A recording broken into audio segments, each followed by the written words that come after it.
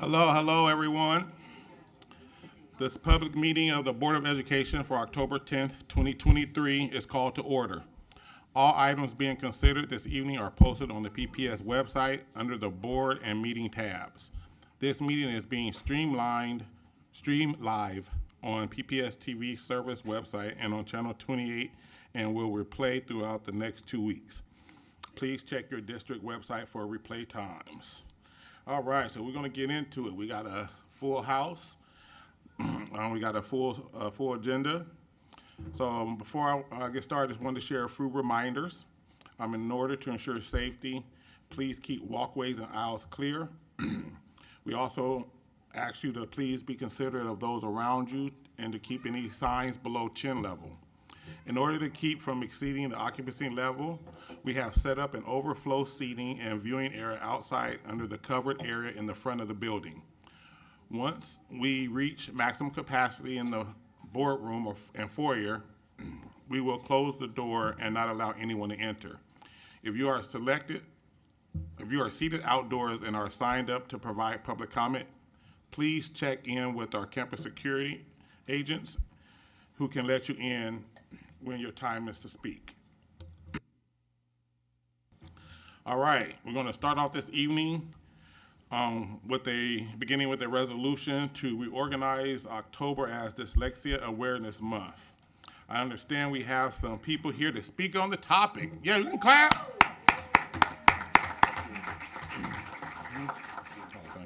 We do, Chair Hollins. Good evening, directors. I'd like to invite down Elizabeth Martin, who is PPS's Program Administrator for Dyslexia, here to introduce this proclamation.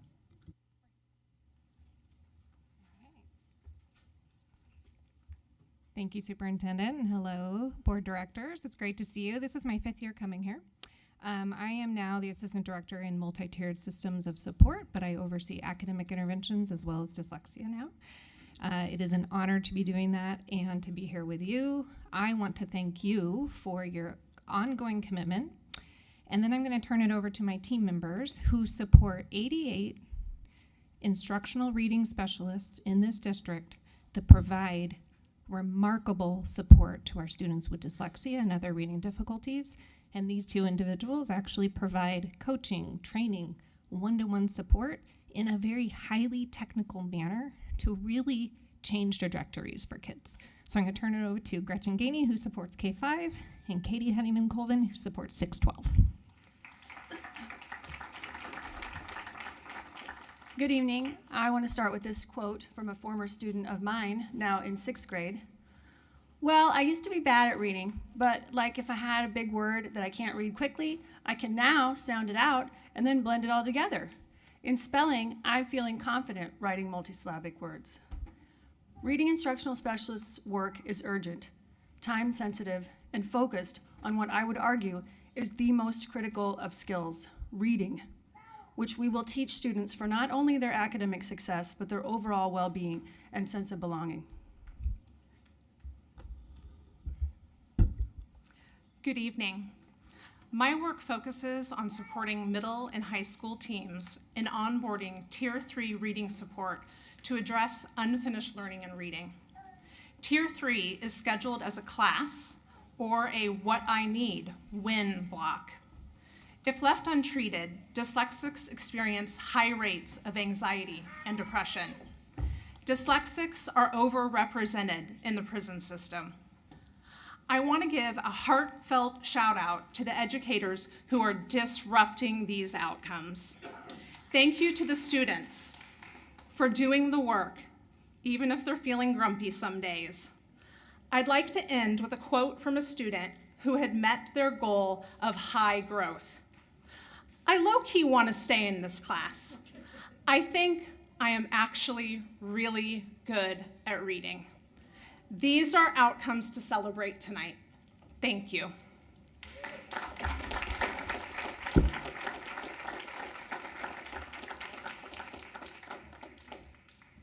All right. Do I have a motion and a second to adopt Resolution 6762, resolution to designate October 23 as Dyslexia Awareness Month in PPS? So moved. Second. So we had Director Scott, motion, and Director DePass, second. Is there any board discussions?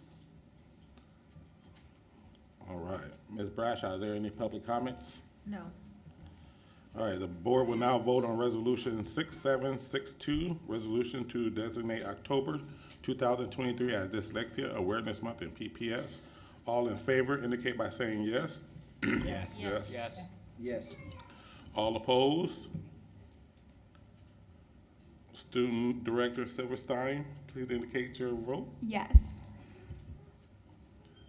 There's no abstentions. Resolution 6762 approved by a vote of 7-0 with the student director Silverstein unofficially voting yes. All right.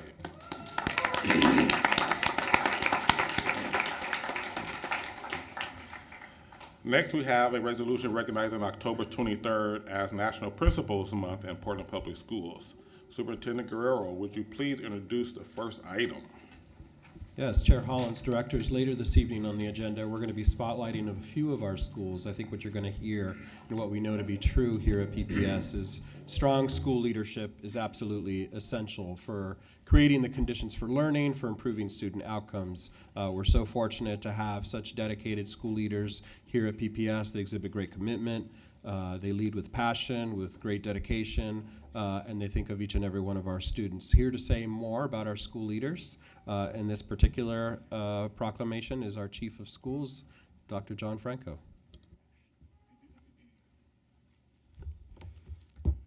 Thank you, Superintendent, Directors, Student Director. It is indeed my pleasure to be able to speak to all of you today to recognize our school principals, specifically in regards to this resolution. We have great people here. We have outstanding leadership. I say this often. We could do great things with great people, and we definitely have that from a leadership perspective. To give you a quote specifically from Linda Darling Hamilton and John Hattie, leadership matters. Principals absolutely make a difference. In fact, according to Linda Darling Hamilton, the leadership provided by an effective building principal is second only to the guidance by the classroom teachers in impacting student learning. In her study of the principalship, Darling Hamilton notes, school leadership strongly affects student learning. Principals are central to the task of building schools that promote powerful teaching and learning for all students. We know that for the past 5 years, it has been quite a time. During these extraordinary times, PPS school principals, and when I say principals, that's vice principals and assistant principals, they've exhibited great commitment and adaptability to lead and support their communities with passion, with energy, with vision and commitment for each and every student. They play key roles in the mission of Portland Public Schools, which is providing rigorous, high-quality academic learning experiences that are inclusive and joyful. We disrupt racial inequities to create vibrant environments for every single student to demonstrate excellence. And principals are expected to not only do this, but they're expected to be educational visionaries, instructional leaders, assessment experts, managers of student behavior, community builders, public relation experts, budget analysts, facility managers, special programs administrators, and guardians of various legal, contractual, and policy mandates and initiatives, as well as being entrusted with the education and development of young people. And the professional responsibilities of school principals include building the leadership capacity of and mentoring aspiring administrators. And school principals often need to manage numerous responsibilities, work extended hours, and make extremely difficult decisions. The success of a school depends on the principal's ability to work collaboratively with all stakeholder groups and establish positive relationships by building trust, practicing open communication, and building a restorative culture that emphasizes learning and growth for all students, colleagues, and members of the community. As Superintendent Guerrero said, you are going to be hearing from 3 principals today. Dr. Trinice Brown Warrens, Principal Heather Thompson, and Principal Chris Silvas. When you hear from them, know that all 3 of them embody the characteristics that I just mentioned. Also, it would be remiss of me if I didn't mention, I don't think he's here, that Fu Dao, current principal of Roseway Heights, was just awarded or recognized as being the recipient of the Dr. Charles Hobson Racial Equity Leadership Award from Courageous Conversations. This award is presented to local leaders who effectively broker collaboration focused on racial equity between and among community members and their schools. He is going to be honored at the Courageous Conversations Summit in Austin, Texas in November. And this is on the heels of one of our principals last year, Woodlawn Principal Andrea Porter Lopez, being awarded Oregon Elementary Principal of the Year. And so we are very excited that we are recognizing principals, and I'm looking forward to the presentations this evening. Thank you. Thank you. Do I have a motion and a second to adopt Resolution 6763, resolution to recognize October 23 as National Principals Month in Portland Public Schools? So moved. Second. All right, we have a motion by Director Burnett-Edwards and a second by Director Green. Any board discussions? Hearing none. Ms. Bradshaw, is there any public comments? Oh, yeah, No. okay. Ms. Bradshaw, any public comments? No. All right. The board will now vote on Resolution 6763, resolution to recognize October 23rd as National Principals Month in Portland Public Schools. All in favor, please indicate by saying yes. Yes. All opposed? Student Director Silverstein? Yes, thank you, All right. principals. No, during the principal spotlights. Are there any abstentions? None. Resolution 6763 is approved by a vote of 7-0, with Student Director Silverstein unofficially voting yes. All right, let's deserve a clap.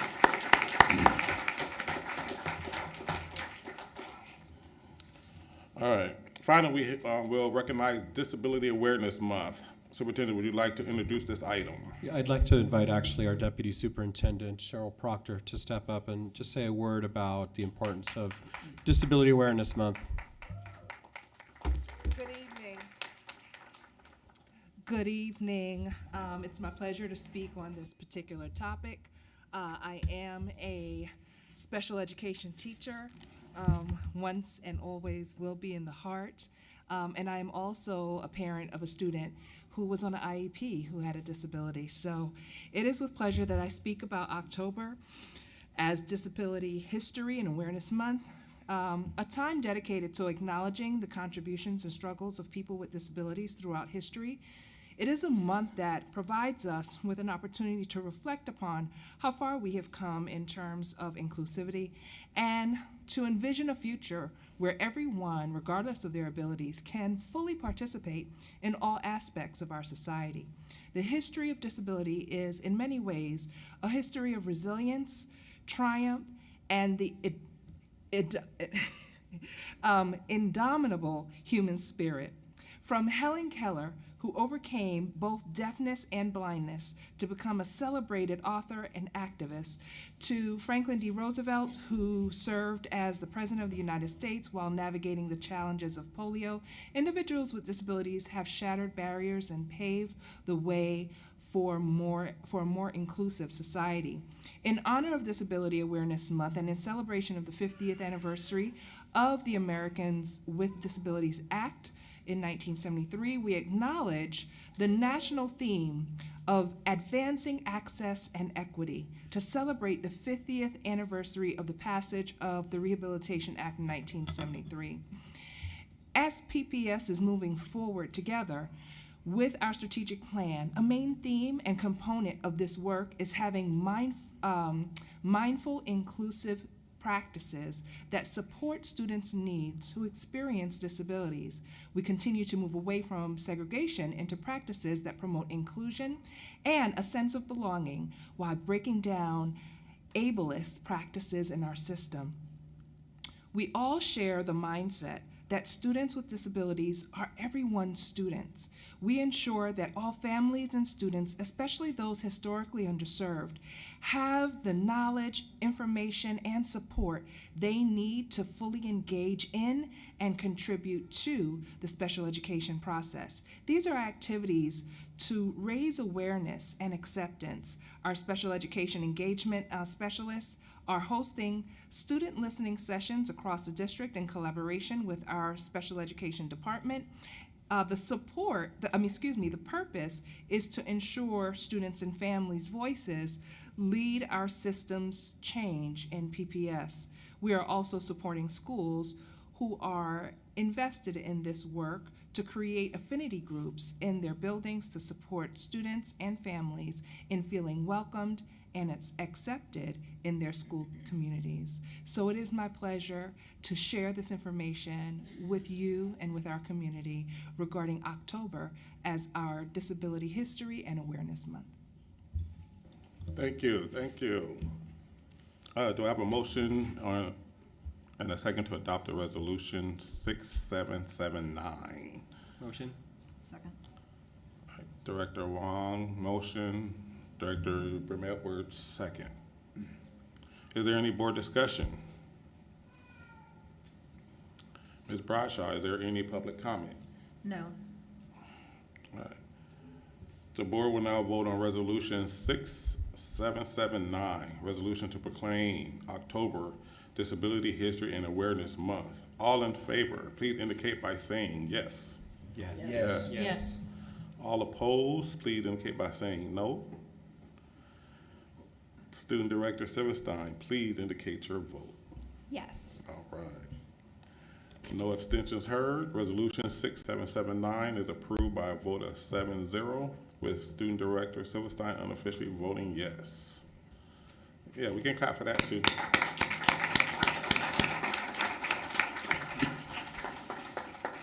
All right, next, we have our Student Director report. Thank you. You're up. I'm going to try and balance this with some positives and negatives. So first of all, homecoming season. So many schools are about to have or have already had their homecoming games or dances. Fall sports will soon be coming to a close. It's been an amazing season for soccer, volleyball, football, cross country. Love seeing all those events, and thank you to the student athletes who are balancing a lot. Students, as always, are getting engaged with our district, engaging in discussions about items such as moving Jefferson students to the Marshall campus, changing instructional schedules, and new safety measures that are being implemented this year. So if you're a student and you're getting engaged in these discussions, thank you, you truly are doing the work. So we had just had a district student council meeting today, and the DSC, which is the abbreviation for it, has not taken an official stance on the PPS and PAT bargaining, but wanted me to express their hope that it comes to a conclusion soon and that the outcome keeps students at the center. And then finally, just today, we decided that the annual Student Summit will be held at OMSI on March 7th.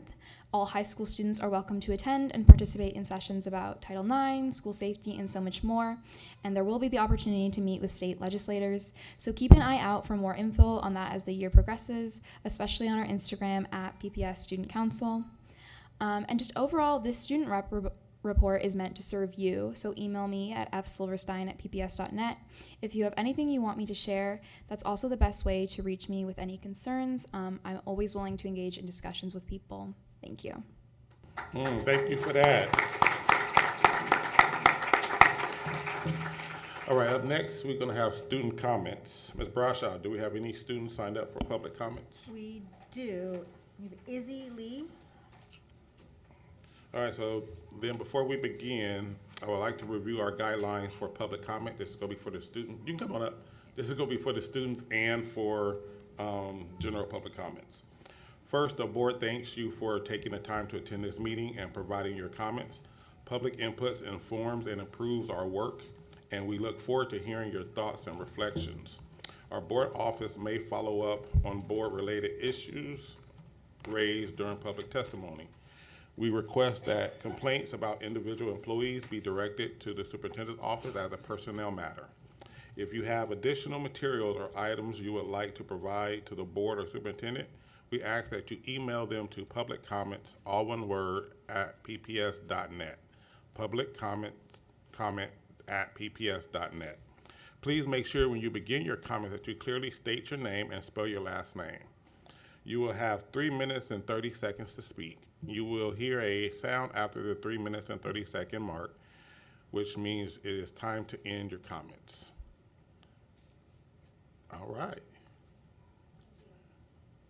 Good evening, everyone. My name is Izzy Lee, L-E-E, and I'm a senior at Lincoln High School. Today, I am here to request that you consider allowing high school students to have their own school pay accounts. Let's begin by acknowledging that the current landscape of school transactions is limited to parents only, while the most common apps used by students for digital transactions, like Venmo and Apple Pay, are disallowed by the district. Students need access to school pay to make online payments for various school-related expenses, from lunch fees to extracurricular activities. Just last Saturday, my high school hosted their annual homecoming event, and instead of enjoying the festivities, many students who didn't have access to their school pay accounts were forced to wait outside for their parents to purchase their tickets. The primary benefit of using school pay is the convenience it offers to users. So why not include students? Students need the ability to make secure and timely online payments. Additionally, this website provides real-time tracking, allowing students, parents, and school administrators to monitor and manage financial transactions with ease. By allowing students to have their school pay accounts, we can significantly reduce the administrative burden on our school staff, improve efficiencies, and promote financial inclusions by ensuring that all students, regardless of their financial circumstances, can easily participate in school activities without any hurdles. Thank you for your consideration. Thank you, thank you.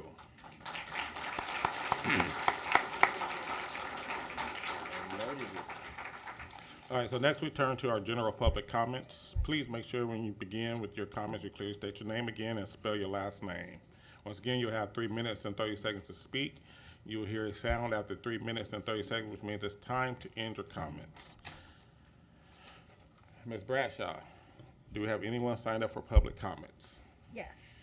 We have Pedro Anglada, Adam Maurer, Alicia Nguyen, and Gwen Wilson.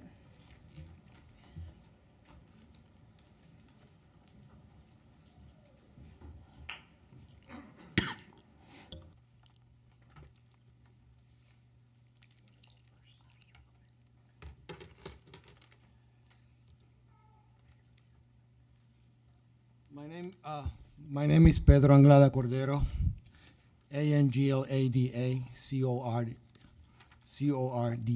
Cordero. I am here in solidarity with teachers, custodial, and nutrition service workers, and all unionized educators. They all deserve living wages. Please settle a contract now.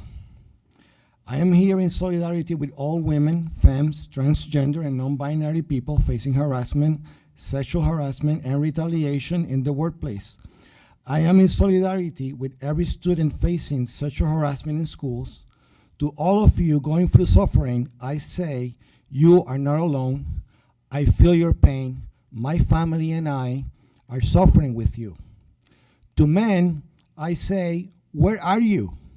We men may not be the common targets of sexual harassment, and we may often be the main source of it. So don't be complicit, face the uncomfortable truth, and speak up. Sexual harassment in the workplace is systemic in PPS. For a long time, we've heard stories of harassment from women from custodial work, nutrition services, teachers, support staff, and students. In response, we get general denial, silencing, and retaliation. Accountability is about diligent action. It is not a word to throw just to sound good when a custodial worker takes the most radical of actions and quits her job in public. For every adult who faces harassment, there are 100 girls going through the same. Girls having their learning interrupted by knowing that the threat of sexual violence is present in the classroom. This is the story I had to hear from my own daughter. You see, we have no recourse. We do not feel safe reporting. We know what happens when this stuff goes to HR. The retaliation in the form of silencing, investigation, reprimands, character assassination do not delay. It takes will. You don't have to hire an investigator. Be transparent. Show us number of complaints, number of grievances, who gets the target, who is doing the targeting, who plays pitcher and catcher when practices are grieved, who silences workers for speaking about racism and sexual harassment, and who exonerates the perpetrators. Open the books. You already know their names.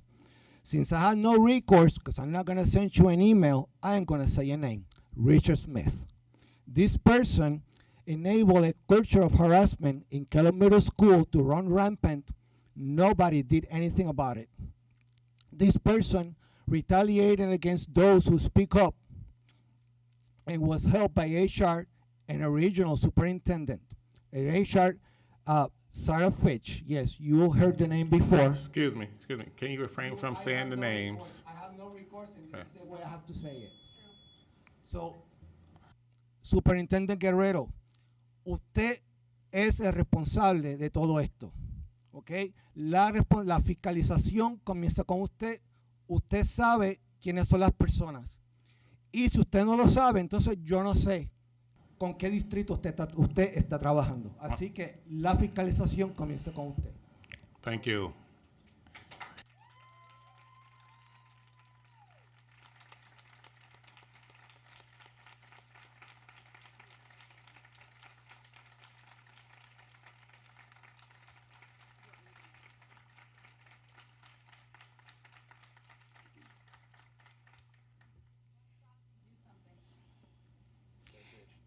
Good evening. Thank you to everyone who's here today in solidarity. My name is Alicia Nguyen, Nguyen. I teach PE at Scott Elementary, and this is my 6th year teaching in the district. I ask that you listen with compassion and hold it close to your heart as we continue in this bargaining process, and most importantly, remembering to put our 49,000 students at the forefront. I'm here today to talk about an incident within this district that has put myself, my students, and community in danger. And this is just one instance. There's not enough SPED, mental health, and academic supports. And there's not enough planning time for me to do my job safely. Our caseloads are unfeasible and unsustainable. I want to start this off by prefacing that I'm not blaming myself, my school, and especially not my students for any unsafe situation that has happened. This is a district-wide issue and something needs to change. On September 5th, I was hit in the face and repeatedly bit by a student. We'll call the student Thomas. Thomas has an IEP coming from another district which states that he needs one-on-one support. The district admin told us to track everything before they can send us more support. Tracking data is what gets us more support, they said. Multiple teachers getting hit in the face and bitten is not enough. Students running away, crying and screaming is not enough. Thomas missing out on the opportunity to learn is not enough. From my understanding, the only way for Thomas to get the support he needs is for him to continue hurting himself, other students, and teachers. Our students deserve more than numbers and letters on a piece of paper. Our students are right in front of us, crying for help. How much more pain, blood, and tears is it going to take for our district to fully support our students? 2 days later, on September 7th, I met my kindergarten classes for the first time. 10 minutes into class, one of them looks up to me and says, "I love you already." I forgot that I was even bitten on September 5th. I love my students, and I love my job, and I love my school, and the school board knows that. The school board knows that there are people like me in this world that will get bitten over and over and over again and will still show up. Because when our students look up at us for just a second, we forget every injustice in the world. This right here is why year after year after year, the school board repeatedly votes against teachers and staff who ask for the bare minimum. You say no to smaller class sizes. You say no to SPED, mental health, and academic supports. You say no to a livable wage because you know, no matter what, no matter how many early mornings and late nights we work unpaid, we'll still show up. You know, no matter how many sleepless nights, drowning in tears, we'll still show up. You know, no matter how many times we are bitten, we'll still show up. But I am tired. Our students deserve teachers that can show up every day, feeling fully prepared and fully supported, but that is unheard of within the working conditions of Portland Public Schools. On September 5th, not only did you fail our students, you failed me.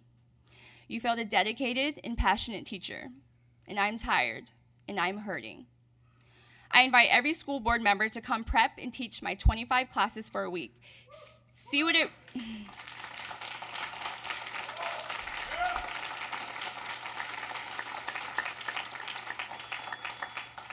really feels like working under the conditions you contracted us to. But don't forget to tell each and every one of my 503 students that you're proud of them.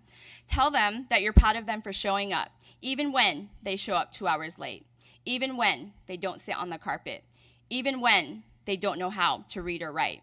Look them in the eyes and genuinely tell them that you're proud of them and that you care for them, even when they don't know how to read or write yet. How fortunate am I to have a job that teaches me the true meaning of unconditional love, where our students show up no matter what, and all I can give them is data. How many more times do I need to be bitten for me to stop showing up? I'm tired and I'm hurting and I've had enough. You can choose what's best for our 49,000 students and see us at the bargaining table or at the picket line.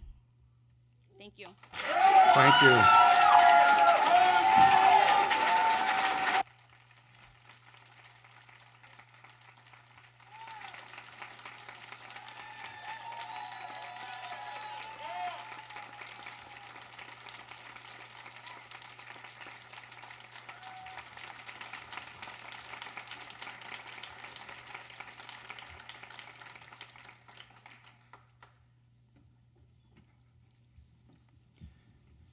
Good evening, Chair Hollins, Superintendent Guerrero, Board of Directors, Student Director Silverstein, Council Large, taxpayers and audience. My name is Adam Maurer, spelled M-A-U-R-E-R. I'm a proud PPS alumni of 13 years, and I have been a PPS maintenance team electrician for 19. I'm here today to speak about the value of our PPS maintenance team to our district and taxpayers. Everyone at PPS benefits from our skilled and knowledgeable maintenance team. Our department covers thousands of work orders yearly, covering everything you physically see, and even more issues that you don't. Is anyone from OSM or project management here tonight? We support you in designing and inspecting your projects. I use my institutional knowledge to guide best practices and create more easily maintained buildings that will last for as long as our oldest ones. Is there anybody from ceramic arts or industrial arts here? I maintain and update the ceramic style kilns, forges, and the electrical infrastructure. The arts is what draws kids to come to school. I am proud to help create that draw. Is there anyone from code compliance, risk management, or health and safety here? Maintenance is the eyes and ears of the district by providing problem solving for safety, code compliance, security issues to these departments before they get out of hand. We often provide the resolution when sharing the issue with these departments. In the past, we have seen natural gas issues, failed fire suppression tests, and lack of inspections that get through the cracks. The maintenance team pins these issues down for resolution. We take over and take ownership of our schools and strive to make them safe. Are there any custodians or Bill Wilson here? Well, I got a call from Tim Curtin, the Grant head custodian, about a water distiller last Friday for a science class valued at $1,450. He asked if I could fix it. He's got a lot of faith in me. I had it figured out in half an hour, took 50 minutes to locate a part, less than $3. The switch just came in today and it was repaired today. Bill was ecstatic. This is what we do in maintenance. We save you money in repairs by being the best at what we do. This is our jam.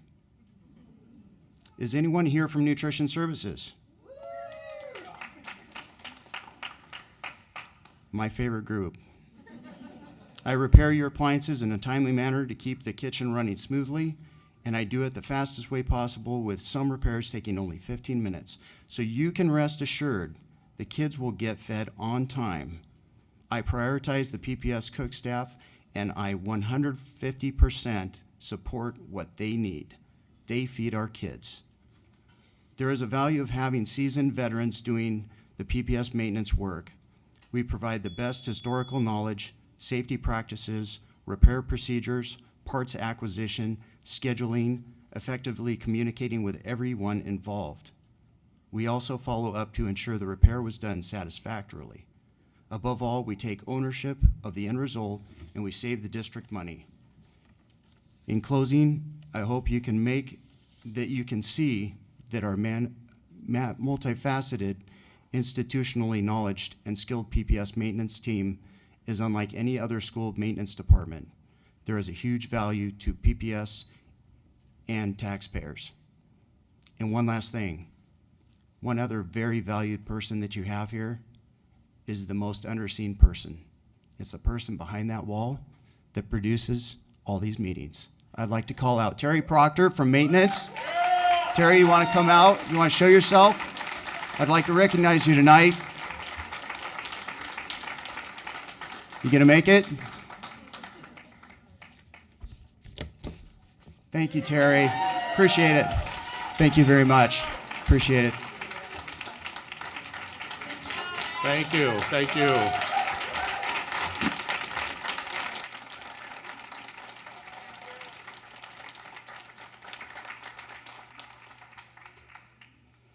Hi, Gwen Wilson, Wilson.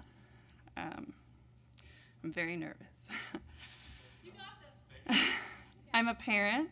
My kids go to Marysville Elementary in Southeast. One is in pre-K and one is in second grade. I listen to our teachers struggling, and it's heartbreaking. The school board's role is to establish policies that direct the instructional and support programs at PPS. The core value here is support. There's no statistic or information that I can give you that would sway the actual negotiations. I'm appealing to your common sense and your heart. There is inadequate instructional specialized classroom support for our teachers, which is one reason that the teachers' strike is imminent. Multiple educators at Marysville just keep saying they've never seen anything like this. We have kids in each classroom that are so far behind developmentally, socially, emotionally, and academically that teachers simply can't teach grade level content effectively, which means there are pauses in instruction, distractions, what my kids call red zoners, behavior challenges, fights, detachment, sensory problems, etc. Let's point out that there's nothing inherently wrong with the kids. I think we all know this. It's the system that is unsupportive.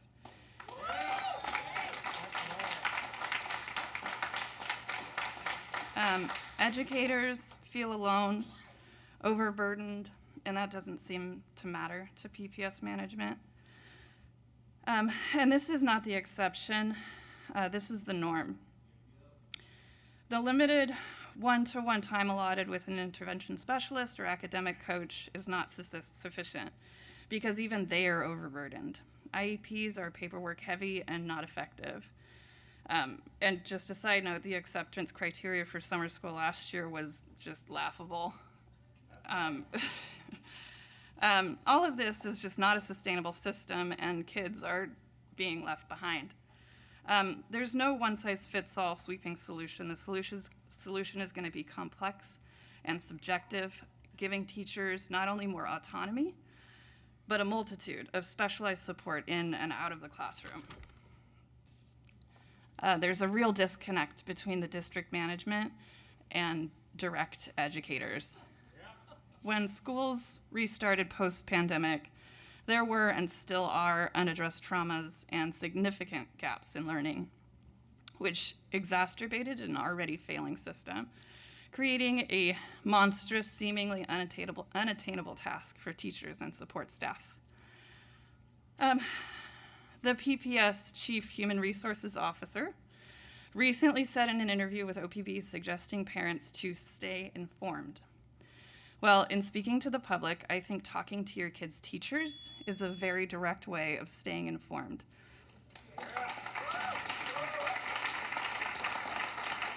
Listen to what they have to say about the support they're not receiving from the district. In solving the fundamental problem, where do you start? I say ask the teachers. Teachers burning out. The emotional toll it's taking on teachers is devastating. They're leaving the district, creating teacher turnover, costing the district millions of dollars, a self-perpetuating cycle.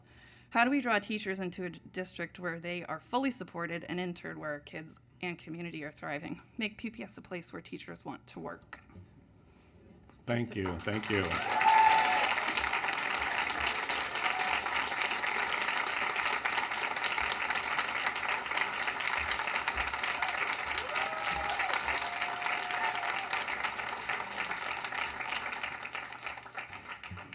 Next, we have comments from our union partners.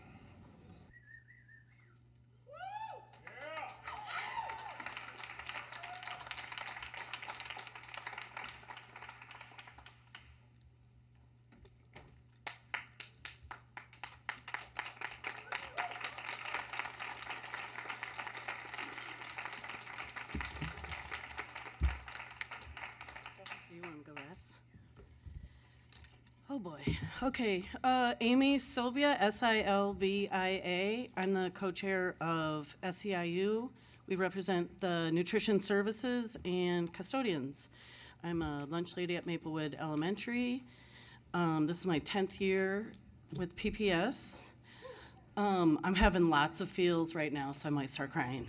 But not sad tears, more like angry tears. And we're here in solidarity with everybody because we're all fighting for the same thing. I'm really just at my wit's end. I had this whole, my same speech that I give every time I come here, and I threw it in the garbage. I was just like, this is the 4th time that I've had to ask off the night of my 2nd job so I can come here to beg for a living wage.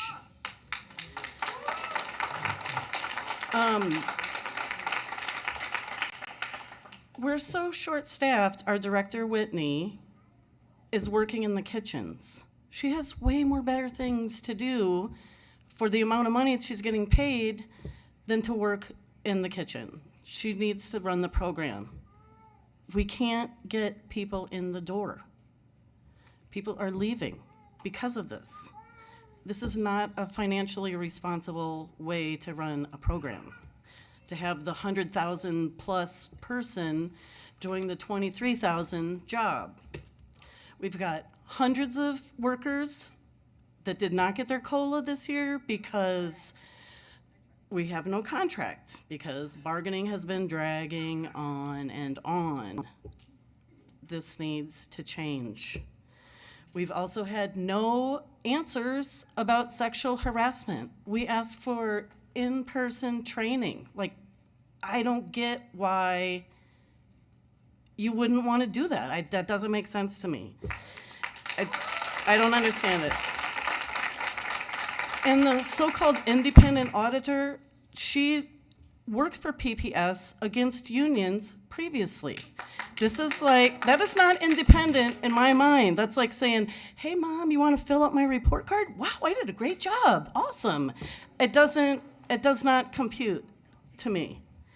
I'm going to end tonight because I'm just done. I'm done. Please don't make me take another day off next month to come back here and ask for money again. I need the money. I need to go to work.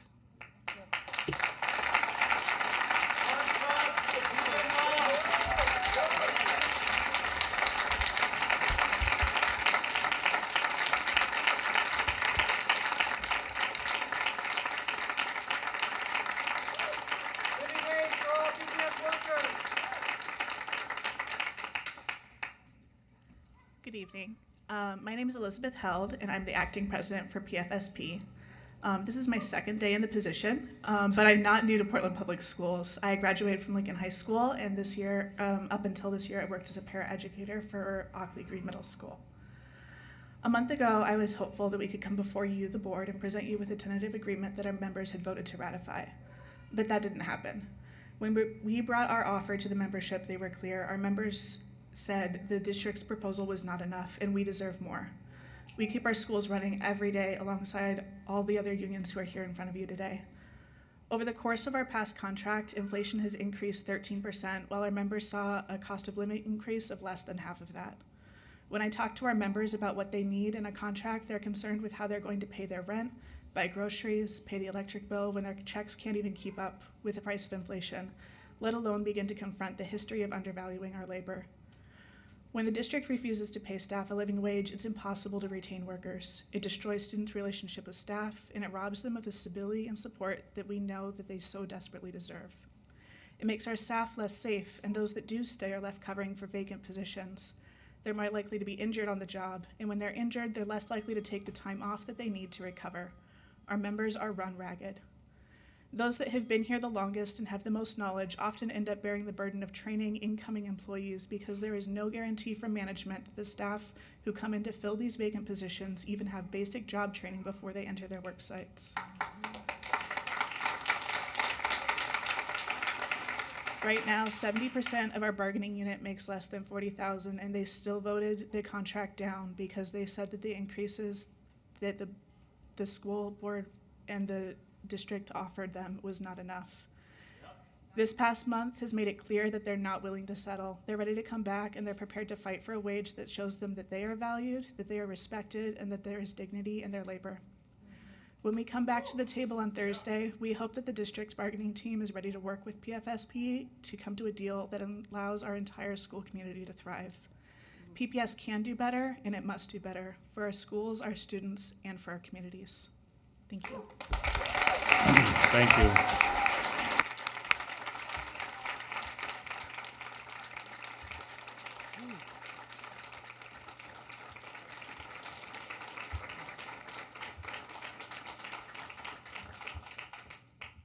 Hello, I'm Angela Bonilla. I'm the president of the Portland Association of Teachers.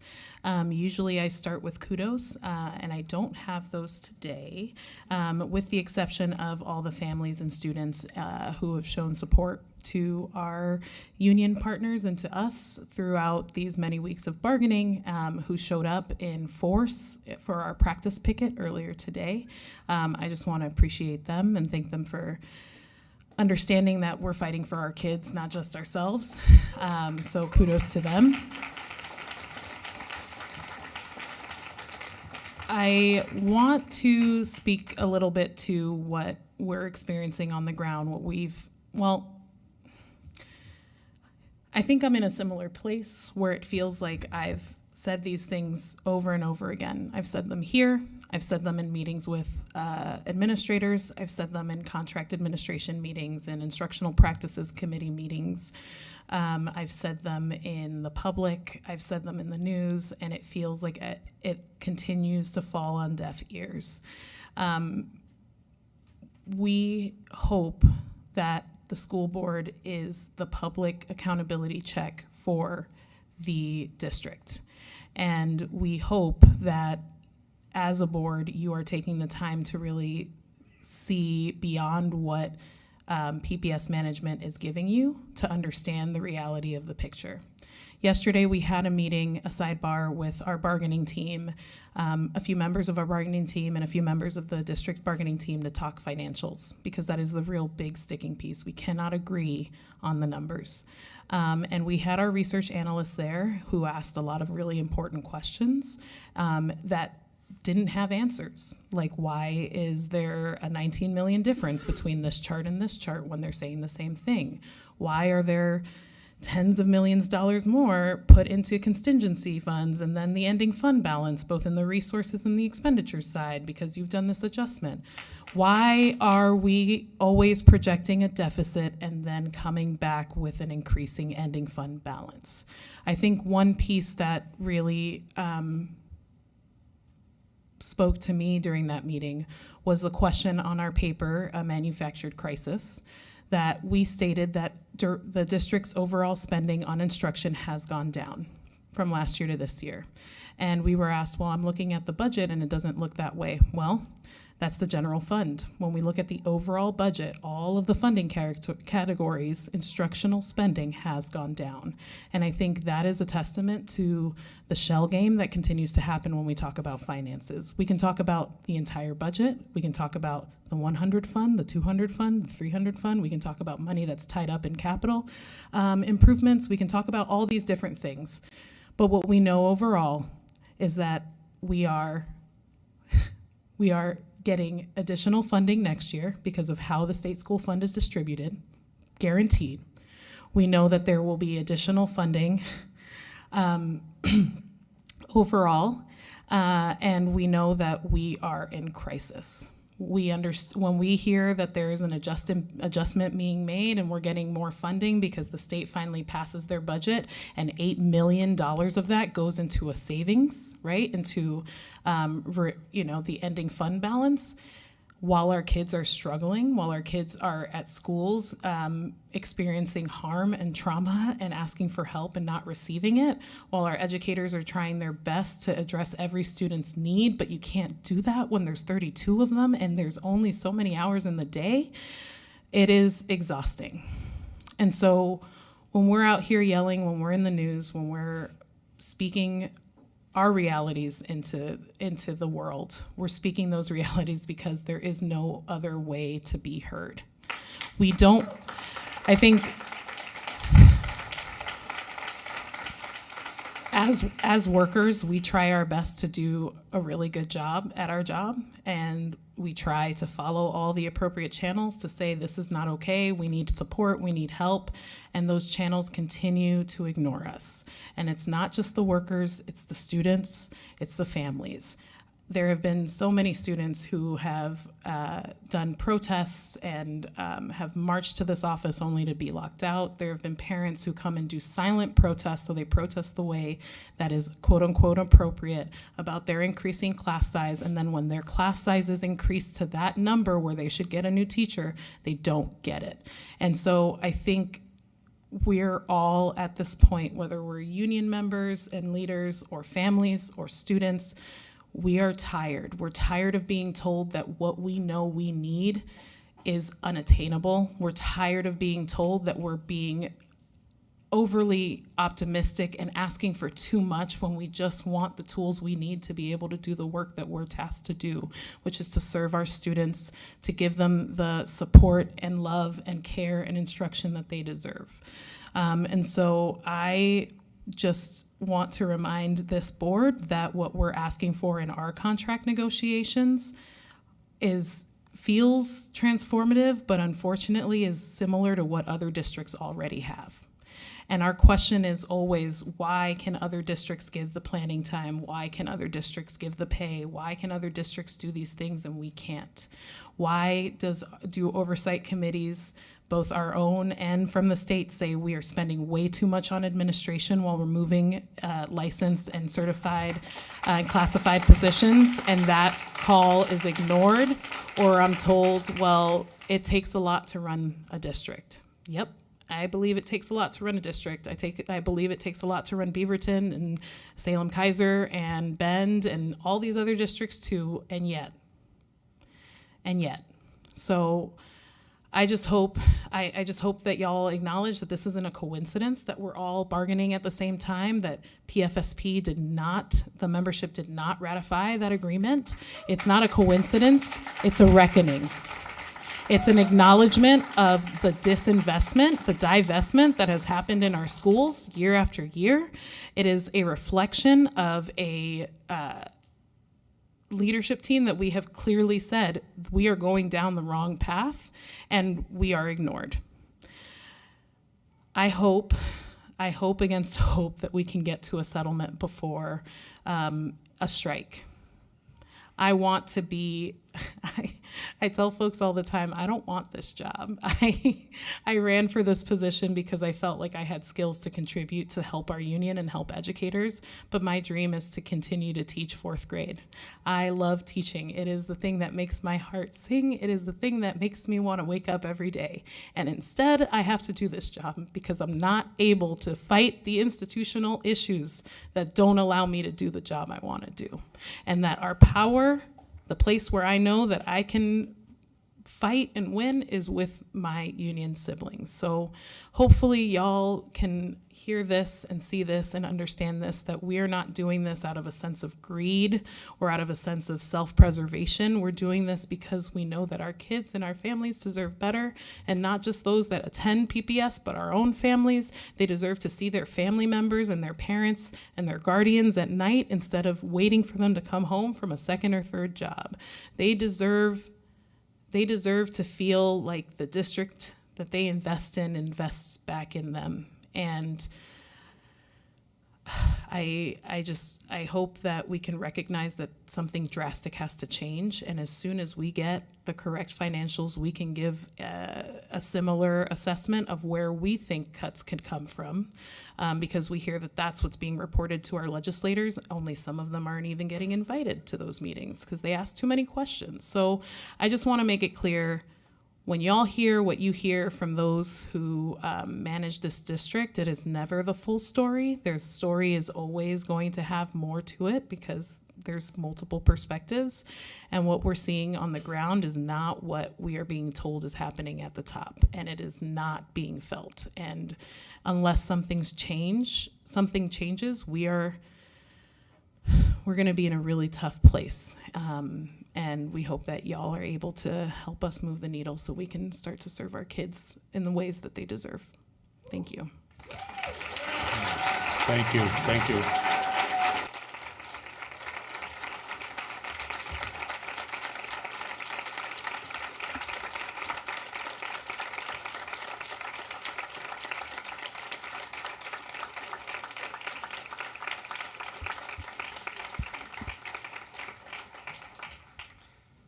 All right, I want to thank all of our union partners for coming out and sharing on this evening. Next on the agenda, it looks like we have a resolution to appoint some members to the Climate Crisis Committee. So it looks like last year we adopted the Climate Crisis Response, Climate Justice and Sustainable Practices Policy. One policy objective is to establish a climate crisis response committee, which brings together a diverse group of individuals with unique perspectives and lived experiences to monitor the effective implementation of the district's climate action plan, with the charge to track progress of the policy's goals. The policy requires that 2 members will be current PPS students that each serve a one-year terms. Both Director Bryn Edwards and Director Sullivan served on the selection committee that made the recommendation to move forward our 2 student candidates. Would either of you like to share a bit of that process? I would. Go Yeah, ahead. I really want to do a shout out to all those students who applied for this position. I had the privilege of reading all 30 applications, and I say it was a privilege because I really was impressed, and it was exciting to see how caring they were and how much they knew. All the high schools were represented, and 3 middle schools even applied. One from Gray, West Sylvan, and Ockley Green. And all the applications were really passionate and thoughtful, and it was very hard to choose. I also realized in reading the applications that these students have been aware of climate change their whole lives, and it's affected them, and they worry about it. And one student stated, "Working for climate justice gives me hope so that I can stop being afraid. This work will make climate change a hopeful an interesting topic, not an overwhelming and scary one. And this is just one example of the many thoughts and knowledge that came from these applications. And I would just like to give a shout out to every single one who applied. It was exciting, and it made me a little bit more hopeful to see what they're thinking about.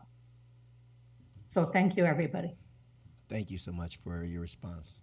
Director Brim Edwards. So I'd just also like to add to Director Sullivan's comments, what an outstanding group we had to choose from.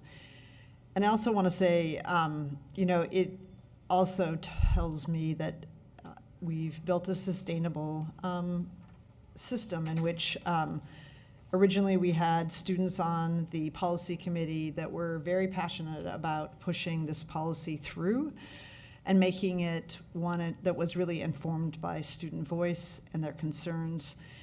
And as part of that, not all of our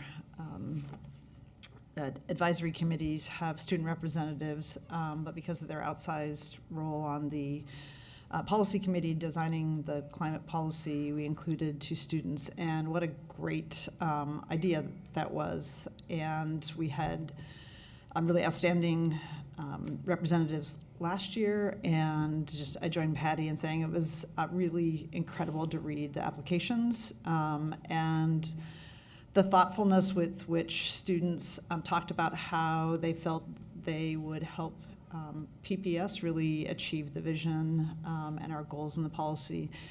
So I am so enthusiastic about the 2 nominees that we have, and looking forward to voting for them.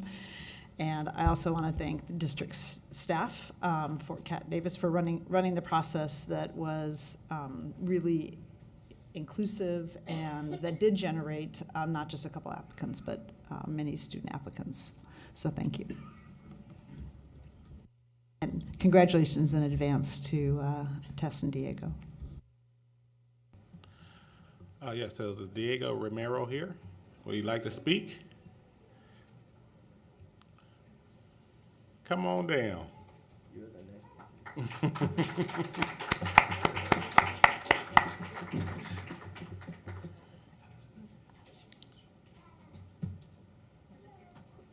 Oh, we love it. We love it. We love moral support. Just state your name and then tell us why you wanted to be on the committee. I'm Diego Romero. And just growing up, I guess climate change just has started to become an increasingly bigger threat in all of our lives, and we've been seeing it more not only in our communities, but just globally. And I'm really excited to be part of the Climate Crisis Response Committee, hopefully both to give back to the Portland Public Schools system that I've grown up in, and then also hopefully to make change in our community. Thank you. Thank you.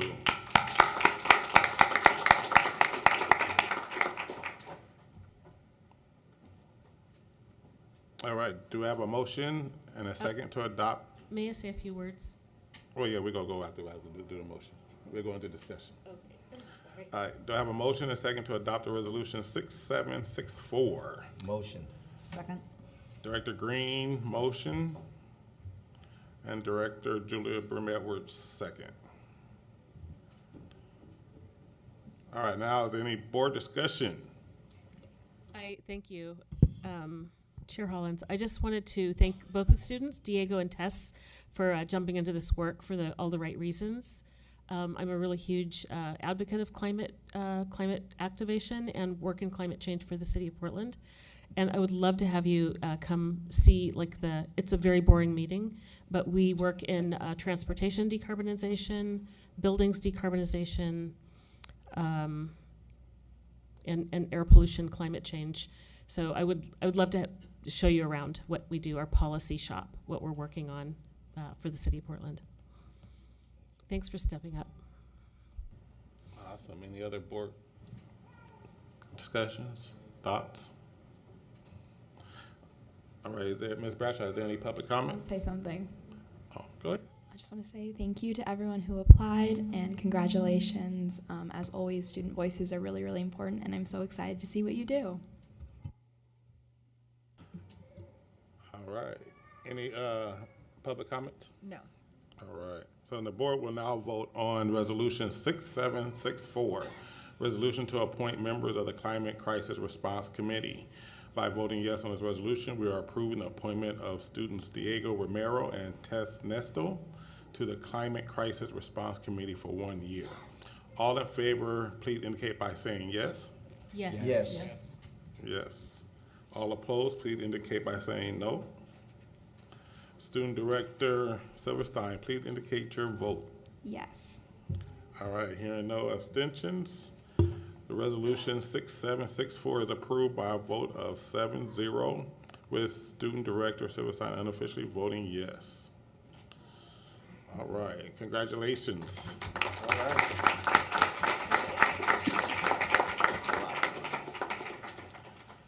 All right, next, we will vote on the budget calendar. At the last meeting, that staff provided a draft calendar. We provided feedback indicating that we would like to have more time for board to meet to discuss the budget and to have some more community engagement opportunities, including expanding the proposed public hearing to have a budget work session follow and adding board discussion on the budget at the same evening as a report from the CBRC. And to consider adding a work session on May 14th if needed. Do I have a motion and a second to adopt Resolution 6765? I'll make a motion. Director Green motions. Somebody got a second? Somebody got a second. Second. Okay. Can you Director DePaz. I'm sorry, can you repeat what you said about adding a session? We will be considering adding a work session on May 14th if needed. If needed, okay. Yes. All right, open up for board discussion or presentation. Chair Hollins, on behalf of myself, Young Lee, Interim Deputy Superintendent for Business and Operations, and Alexandra Martin, my colleague from the Budget Department, Finance Program Manager, we would just acknowledge that you took our lines from the presentation by highlighting the changes that we have made into the second version of the draft budget calendar, and I don't feel like we need to restate them unless you'd like to hear them again. Sounds good. Any board discussion? Hearing none? No, I'm joking. I'm joking. I'm joking. That was a nice try. I'm joking. You knew I was reaching for that green button. So I have a couple comments. I appreciate there's been some adjustments. I do want to call out a couple things that I want to just get on the record about at this stage. While we have a February 20th budget work session, it's not specifically about staffing, and given that staffing is 85% or so of our budget, I think it's really important that we transparently talk about that before it gets released to the schools, because it's as if we're releasing 85% of our budget before the board's even had a discussion about it. And it may seem in many cases just absolutely routine, but it is the way that our schools the way that we impact our schools the most. So that's one thing. Then, while it's noted in the staff report that we'll get the budget 2 weeks in advance, it's not on the calendar, so I just want to note that commitment. And the third item is just the time period between the actual proposed budget and the approval is less than a month, and I know that often We have either board questions or questions from the CBRC, or the Community Budget Review Committee is bringing things to the table. And just because we don't meet every week or more than, but not very often in that three weeks, the lag time between if we ask questions and getting responses so that it actually can inform our next meeting, it's going to be really important that if we ask questions, that we get them answered in a timely way so that we can actually have an informed discussion. And I just raise that because our normal process is a little bit different. And then the last item I want to raise is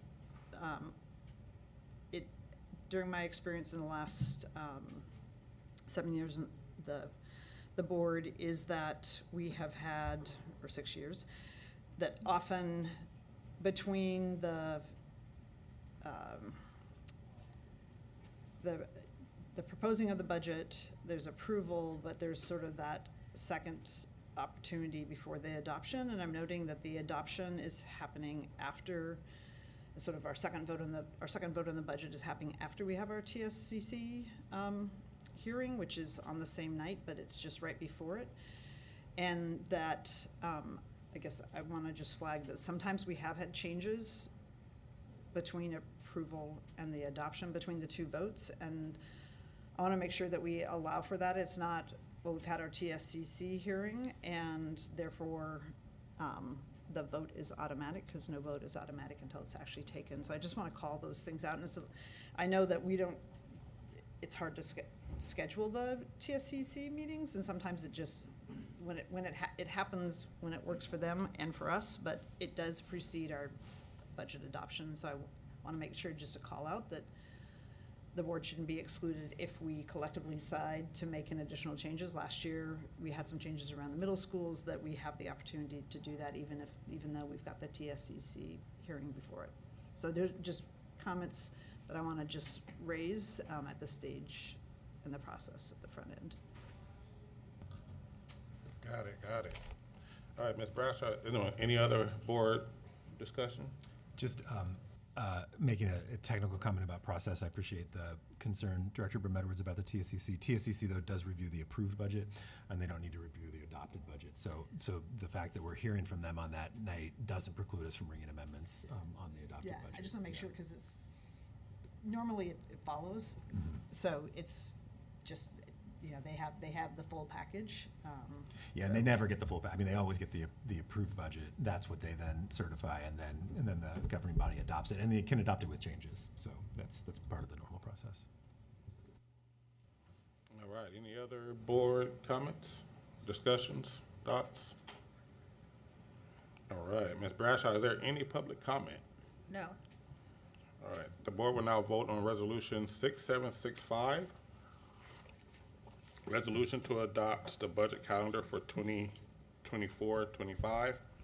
By voting yes on this calendar, we approve the proposed schedule. Staff will use the timeline, to plan for engagement with the community and board to adopt a budget for 24-25 school year. All in favor, please indicate by saying yes. Yes. Yes. Director Sullivan? Yes. All right. All opposed, please indicate by saying no. Student Director Silverstein, please indicate your vote. Yes. All right. No abstentions heard. Resolution 6765 is approved by a vote of 7-0 with the student representative Silverstein, student director. We gotta change that on here. Unofficially voting yes. All right. Instructional time exemption. So next we will vote on 2 instructional time exemptions. Superintendent Guerrero, would you please introduce this item to us? Sure. A little administrative housekeeping exercise here while Deputy Proctor comes up. So Oregon Administrative Rules governing required instructional time allows school districts in Oregon to use exemptions to ensure compliance with this particular year. I'll give you an example as to why we're here tonight. Last year, PPS canceled school across the district for 2 full days on February 23rd, 24th. I know that seems like a long time ago, We also had 1 2-hour late opening that same month on February 27th because of inclement weather. We also had several schools that had school canceled or shortened for a variety of reasons. These were exceptional circumstances. Deputy Superintendent Proctor is here to provide a little bit more information in the 2 areas where we're seeking to use this exemptions. Thank you so much, Superintendent Guerrero. And as I reflect back on the staff report memo that was shared October 10th, as it was mentioned that we did have to cancel school across the district for 2 full days in February, and 1 2-hour late opening also in February due to inclement weather. And so as we talk about required instructional time, all school districts are to ensure that at least 92% of all students in the district and at least 80% of all students at each school operated by the district are scheduled to receive annually the minimum hours of instruction as follows: grades 12, 966 hours, grades 9 to 11, 990 hours, and grades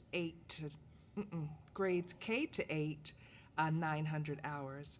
So we shared a breakdown of the analysis school by school for the schools that would not be in compliance. So with that said, the required instructional time, we are in compliance with all schools with the exception of kindergarten for Bridal Mild, Alliance High School as an alternative school, and MLC.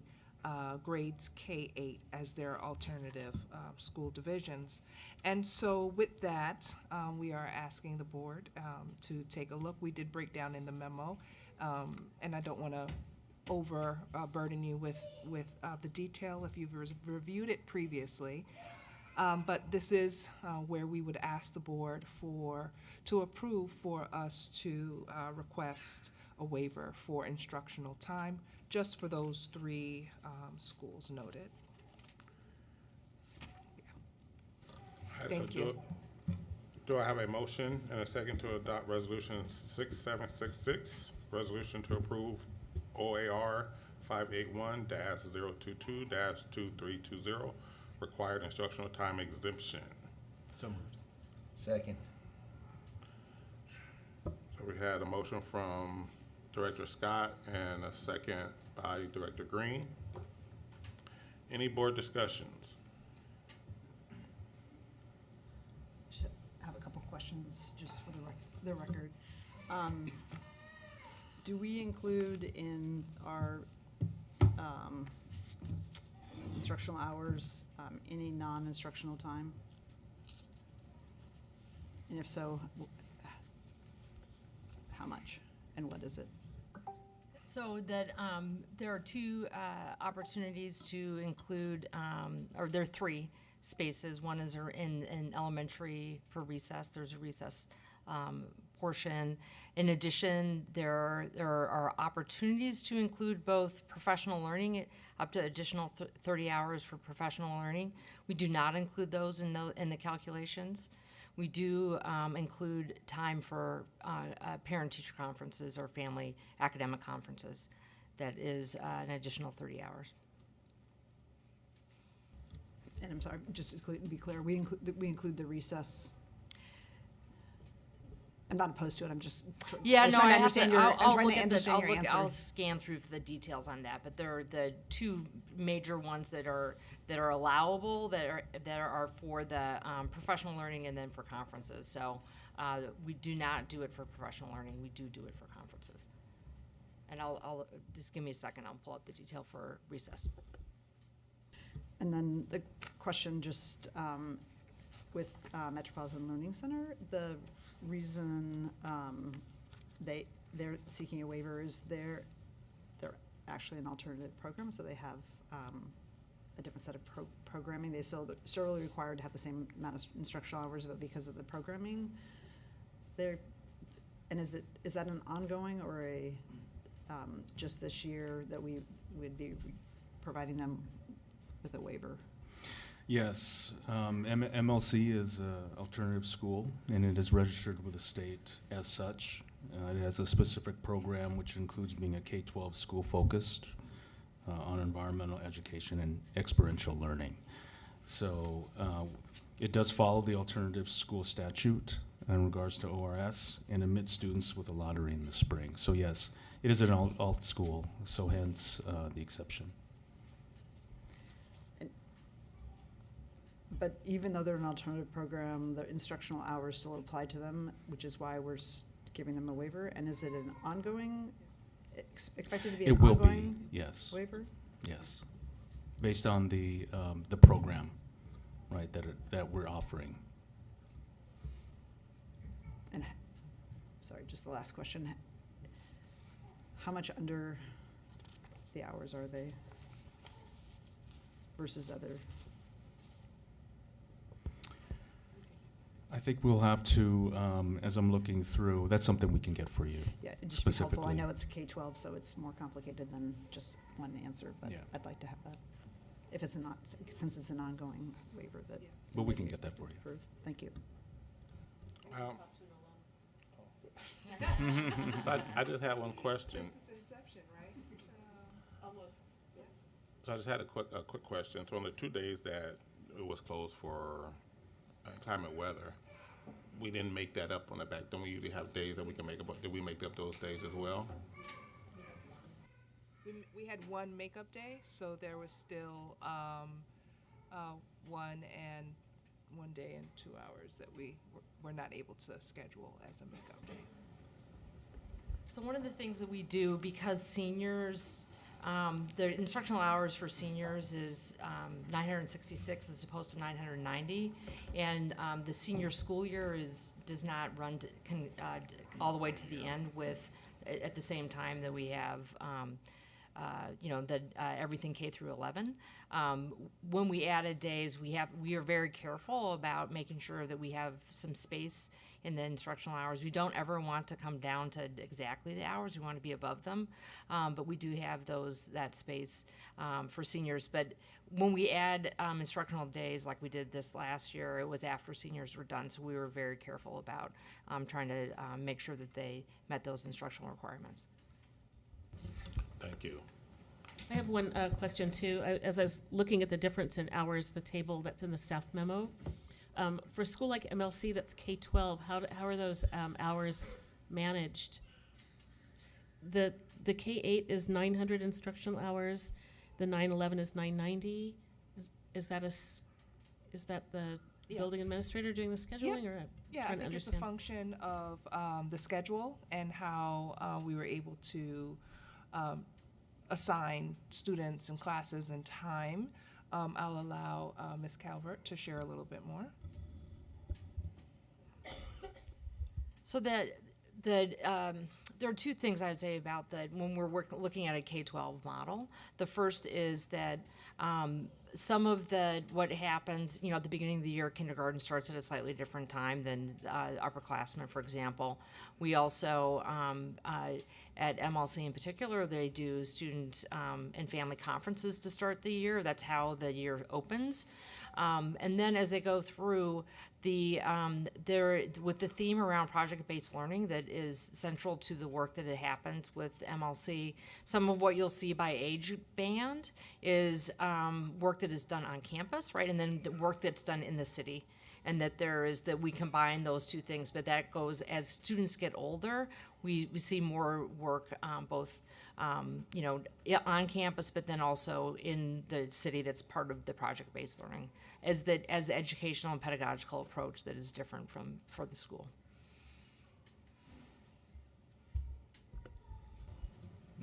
Any other board discussions, comments, thoughts? All right, Ms. Bradshaw, is there any public comment? No.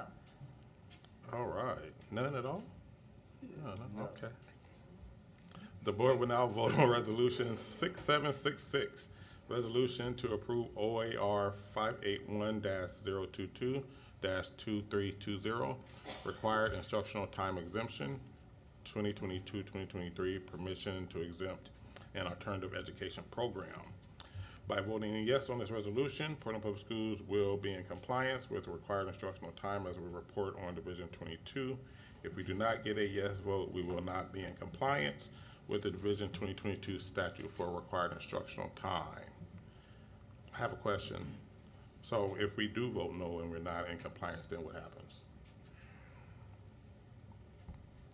There'll be a corrective action plan with the Department of Education, which will involve commitments about correcting it in the upcoming year. It's generally how it's handled. Thank you. All right, all in favor, please indicate by saying yes. Yes. Yes. Yes. All opposed, please indicate by saying no. Student Director Silverstein, please indicate your vote. Yes. No abstentions. Resolution 6766 is approved by a vote of 7-0 with Student Director Silverstein unofficially voting yes. All right.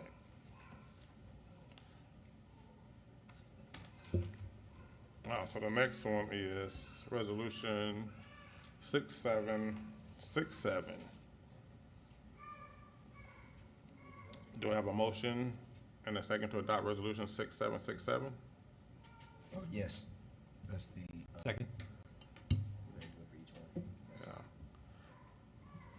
All right, so we got Herman Green motion, Director Green motion, Director Scott second. This resolution is to approve OAR 581-0-022-2320, required instructional time exemption 2022-2023, kindergarten instructional time at Bridal Mile Elementary School. Is there any board discussion? All right, hearing none. Ms. Bradshaw, is there any public comment? No. All right, the board will now vote on Resolution 6767, resolution to approve OAR 581-022-2320, required instructional time exemption 2022-2023, kindergarten instructional time at Bridal Mile Elementary. By voting yes on the resolution, Portland Public Schools will be in compliance with required instructional time as we report on Division 22. If we do not vote yes, we will not be in compliance with Division 22 statute for required instructional time. And just as I just heard, we will have to do a whole corrective active plan if we do. All in favor, please indicate by saying yes. Yes. Yes. All opposed, please indicate by saying no. Student Director Silverstein, please indicate your vote. Yes. All right, seeing no abstentions, Resolution 6767 is approved by a vote of 7-0 with Student Representative Silverstein unofficially voting yes. Thank you.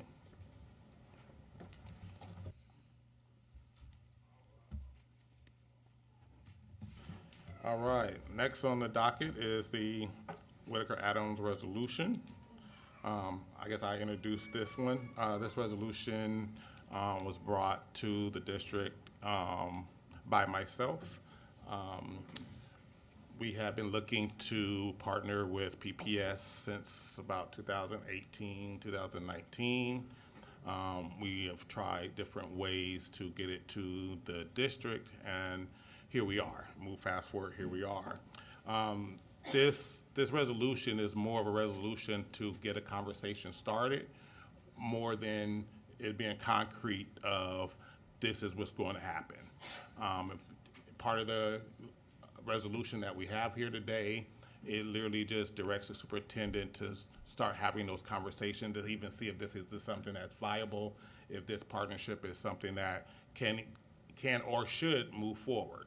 And so that's the crux of this resolution. So I'm asked, do I have a motion to adopt a motion and a second to adopt Resolution 6778, authorizing the district to negotiate a lease with the Albina Sports Program for the Whitaker Adams site? Motioned. Second. All right. So any board discussions? I have some I want to read as well about this resolution. All right, so good evening, everyone. I would like to address some of the concerns regarding the resolution. The first is the conflict of interest and self-dealing. According to Chapter 244, there are no legal conflicts of interest as I receive no compensation or benefits from Albina Sports Program nor Portland Public Schools. As an elected official, I am prohibited from receiving or accepting gifts of more than $50 or other such benefits such as tickets to a game, travel expenses, swag, gifts from vendors or contractors. The reason why I brought this together is for more than 20 years, this property has stood idle, providing no benefits to our PPS students. For more than 20 years, over 1 million students have come through PPS and have not benefited from this site. For over 20 years, the district and board members, past board members, have shown little to no interest in doing anything with this site. And I'm referring the previous long-term facilities plan, which made no mention of the site at all. Also, out of $2.4 billion in bond funding, to my understanding, the board and district have not prioritized athletics, given that zero has been allocated to PIL athletics. My goal today is to ensure that our current PPS students and families benefit from the Whitaker site over the next 20 years. I am interested and invested in that the next bond will include athletics with or without the sports complex or learning center. I am interested in the Whitaker site having more than simply athletics, but also an educational and community component, all while prioritizing PPS students. Things like daycare and elder programs while PPS students are in school. Things for our students like tutoring, learning classroom for life skills like balancing a checkbook, financial literacy, credit education, getting exposed to technology with classes like AI, artificial intelligence and coding, classes to green energy education, to have opportunities for jobs and internships. This is not just a sports complex, there's also a learning center. We look like this as an extension of PPS and not something separate from PPS. Now, I acknowledge there are perceived conflicts of interest. I do not believe me having a vested interest equates to a conflict of interest. It is important to clarify that there is no legal obligation for me to impose restrictions upon myself with respect to the resolution. However, I highly regard and respect my colleagues as well as the position I hold. I am committed to ensuring that this process maintain the highest level of integrity and transparency. To achieve this objective, I intend to endorse the following provisions in collaboration with my board colleagues by agreeing to the following provisions. My involvement will be restricted to the Albina Sports Program ED role solely during the negotiations for all articles of the resolution. I hereby affirm my commitment to refrain from using my position as chair of the board or as a board member to exert any kind of influence upon my fellow board members or district personnel with regards to anything pertaining to the resolution. I will consistently prioritize the well-being and development of our children while maintaining a comprehensive awareness of the district objectives and priorities. I will not receive any confidential or privileged information regarding any aspects of the resolution, including but not limited to information protected by attorney-client privilege or executive session information. I want to make it clear that this resolution is just a starter for the conversation. There are a lot of details that needs to be hammered out, such as funding, operational aspects, how PPS students will be prioritized, design process, and a lot more. And this resolution makes that process possible. Everyone has to remember that every lease, partnership, collaboration, agreements, and any funding outcomes will have to come back to the full board for a vote.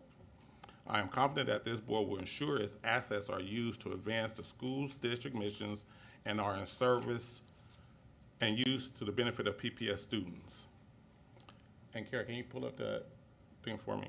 So next, I would like to draw attention to the work group section of the slide shown during the facilities and operations presentation on September 20th, 2023. As a result of my limited grammatical proficiencies, it was seen that all individuals depicted on the slide were collectively grouped. Can you, next slide? So everything looked like it was all grouped together, leading one to infer that each person listed was a member of the working group. It would have been advisable to divide each group in order to minimize any potential confusion. Go to the next slide. This is my attempt to make it right. The primary objective of my endeavor was to demonstrate the considerable number of individuals who expressed interest in and provided support for this concept. I would like to express my apologies to any and all elected officials and supporters for my failure to rectify this issue before the meeting. However, it is essential to clarify that all individuals on this slide expressed either support for the concept or indicated intentions to join the prospective work group. I express my sincerest apologies for the error committed, and I assure you that I have tried to take the necessary steps to rectify the situation and prevent any recurrence in the future. Okay, you can cut it off now. I would like to emphasize to all those parents that our overarching objectives, primary concerns, and central concentration should constantly revolve around the welfare of our children in our district. It is incumbent upon us to provide the most quality and dedicated in our endeavors, as anything less would signify a disregard of our duties towards these young individuals. I feel if this space is solely dedicated to sports only, we are failing to meet the potential utilization of what could be. There exists a valuable prospect to utilize this area for the purpose of instructing and acquainting our children with multitude of additional knowledge and experience. So I'll leave with this. It is not a problem aiming high and missing the mark. The problem comes when we aim low and reach it. Let's aim high. Thank you. And I'll leave it up for board discussions. And I know we have a couple amendments that do we add that to this? So the motion's on the table, and then those who would like to bring an amendment make a motion to amend, and we address that and vote before you get to the final vote of the originally introduced resolution, which may or may not have been amended. Okay. So I have some comments about the proposal and my long history with the site. But first, I'd like to offer a proposed amendment. It's been posted since last Friday, and it's available online for those who want to see it. In essence, the amendment coming out of committee just... Hold on. Ms. Bradshaw, can you put the amendment up on the screen? You're way smarter than I am. I'm trying to juggle this around. So coming out of the committee, just given the somewhat unusual circumstances of having a board member being the proposer and potentially the negotiator, I ask outside counsel just to review policies and applicable statutes so that primarily for guidance as me as an individual board member, how to best carry out my fiduciary responsibilities for Portland Public Schools and our students. And given that the Whitaker property is a valuable district asset that should be utilized, as Director Holland said, in support of our students and our mission. So we have a potential real estate transaction and potential legal agreement of a short and medium term duration with the board member on the other side of the transaction and a possible legal agreement from PPS. And I appreciate, Director Holland, your stated commitments. And one of the things about being a board member is, and that I've wrestled with as a board member is that as a board we can't act individually, but we actually need to act collectively. And the normal way we act collectively is through a resolution, just in terms of providing staff guidance on this particular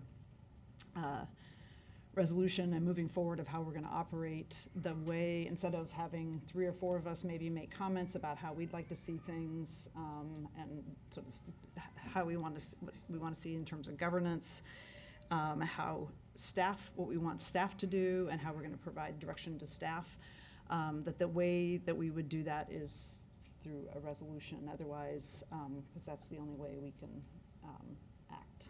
I say I appreciate you stating your commitments, and I'm offering this amendment because I feel very strongly that we need to, as a board, also, in order so staff can carry out the work that we're directing them to do, that they know how, the direction that the staff is giving them on what sort of parameters around information, around who they're going to look to in terms of during the process and in terms of either negotiating the lease or what information they need. So this amendment would take, adding some recitals to the original resolution and also some resolves, which sort of lay out what the rest of us would be stating as how we're going to operate in this environment. I'm happy to answer any questions if people. So we had to have a motion, right? That was, I'm sorry, that was a long motion. That's a motion, okay. So we need a second. Am I allowed to second that? Okay, I'll second that. Now we just discussing the amendment, right?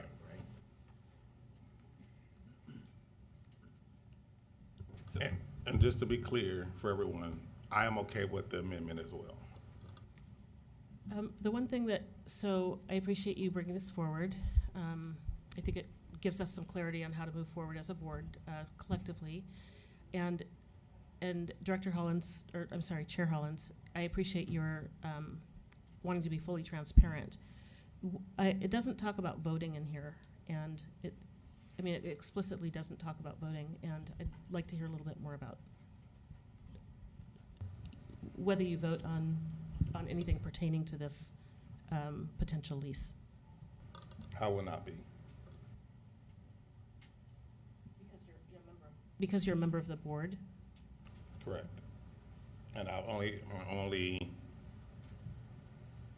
my only position when we come to anything with this resolution will be on the Albina ED side. So I will be abstaining from any board action in response to this resolution. Just a couple of brief comments on the amendment. So first of all, thanks, Director Burr-Medwards, for bringing it forward. I think it's adds some clarification, for us as a board and also for the public. And so I'll be supporting it tonight. I do, and it's been a very busy week, so I don't have any of these written down. So I'm just going to go a little bit ad hoc. But no, I do want to comment on. We got to be out here by 9. All right, I'll try and be quick. I want to comment on the larger issue because I think it's important to note, and you noted it in your comments. There is a legal definition of conflict of interest in state statute, and that's very important. We have a legal obligation to abide by that, and I think you're right that because you're not paid by either one of these, there's not a legal definition of conflict of interest. I think as you've noted, there is sort of the question of overall transparency or ethics or the appearance of a conflict of interest. And I think what I want to just comment on is that I want us as a board to be thoughtful about the fact that we all play roles in the community. And that's actually one of the reasons why most of us run for the board, is that we have lots of community roles and we think, well, this may be something where I can help as well. And, just to be really specific about it, I think most people know I work for Metro. Metro doesn't have a lot of connection with Portland Public Schools, but there's some. Some of our Metro educators work in Portland Public Schools. There are other connections. There are some Metro programs that PPS has adopted. We have someone who has in the past worked for the city of Portland, where there's quite a few agreements. We have a Multnomah County Commissioner on this board. All of us bring those other experiences to this work. And I actually want to just note, I think that's appropriate. And that I think that we're doing that work intentionally and often bringing advocacy, and even outside of whether we serve on boards or commissions or other groups. I have one child. I had 2 when I started on the board. I have 1 child left in Portland Public Schools. In Portland Public Schools. Yeah, no, I still have 2 children. They're both doing quite well. Thank you.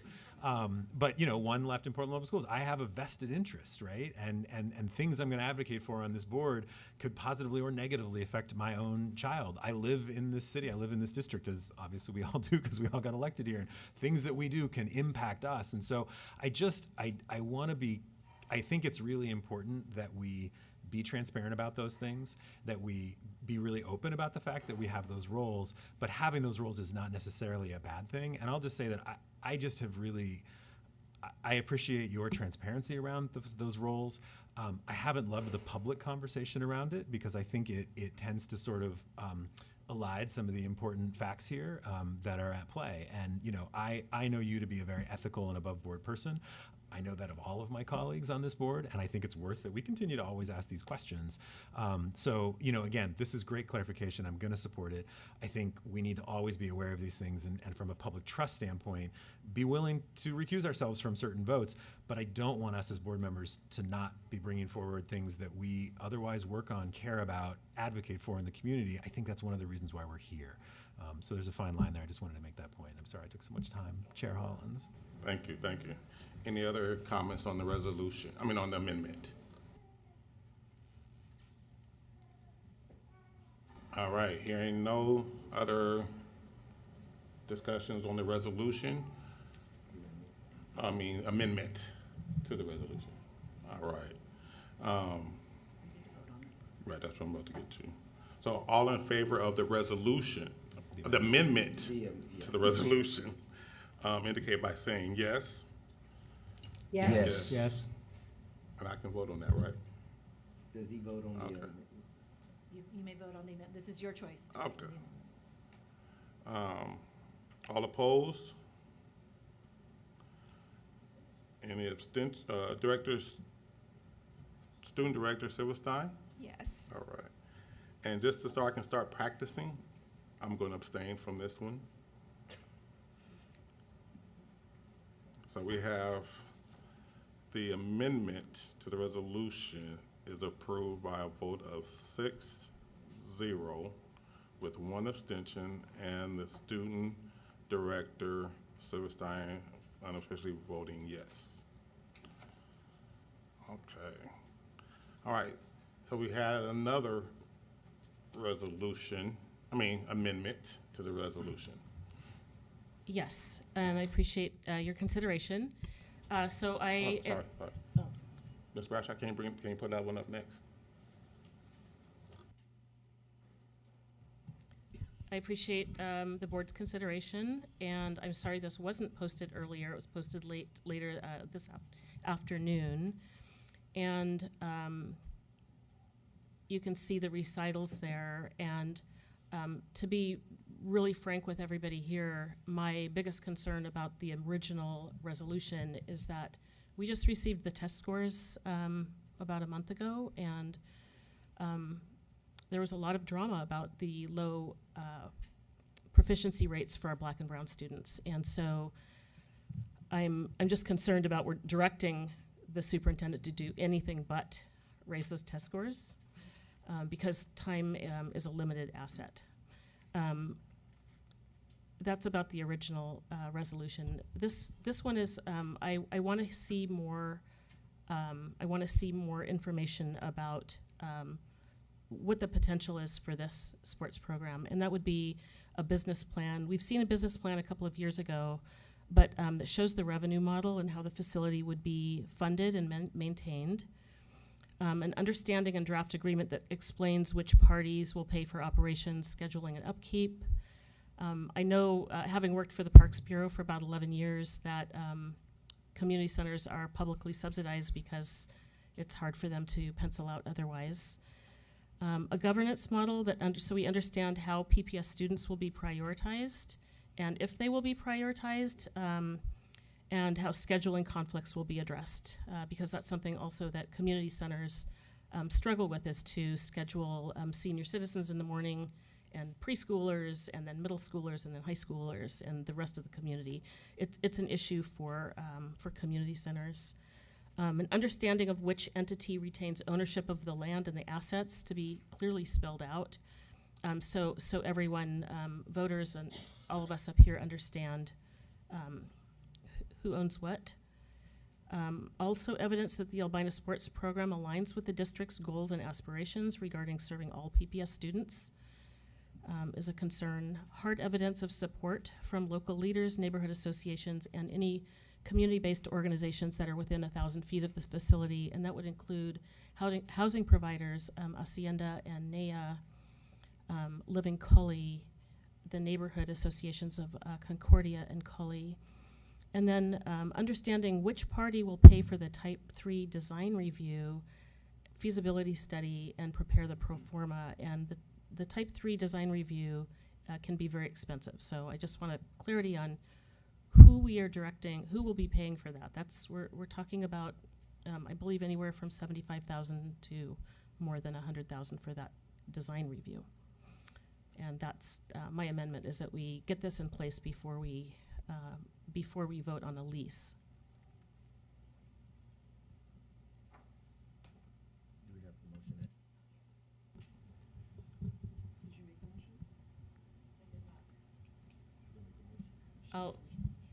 I move that we consider, I'm sorry, I don't know if it has a number or not, resolution, the amendment to resolution 6778. Amendment number 2. Amendment number 2, thanks.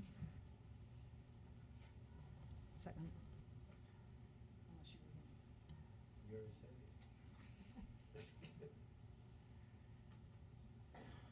Any discussions?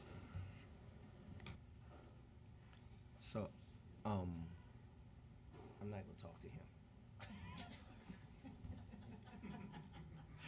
So I guess I'm just trying to, for clarity for me, in the original, it was just like, let's make a resolution so we can get the conversation started about what to do. Then it seems like they made a resolution so that we could, make sure that we kept it, above board. Is this resolution about, before we start talking about it, that they would have to identify like how they plan to pay for it? Like, I guess I'm not following that, because I'm just. Sure, I can explain. So this is this is before we vote on a lease agreement, to get an understanding of the governance model, the business model, the revenue model. Because right now, I think it's important to start the conversation. It's a great conversation to have. It's also good to have some guardrails around that conversation and some understanding, at least for me. I don't know if I might, maybe I'm the only one, but I'd like to get more clarity on some of these hard, who will own the land, who will own the assets, what's the business model. I heard profit when we were talking about it. I would never be in favor of taking public land and making a for-profit effort on top of it. So it's those things that I would need for clarity. Again, I've worked in the Parks Bureau, and so community centers don't pencil out without a public subsidy. So I'd like clarity on the business model.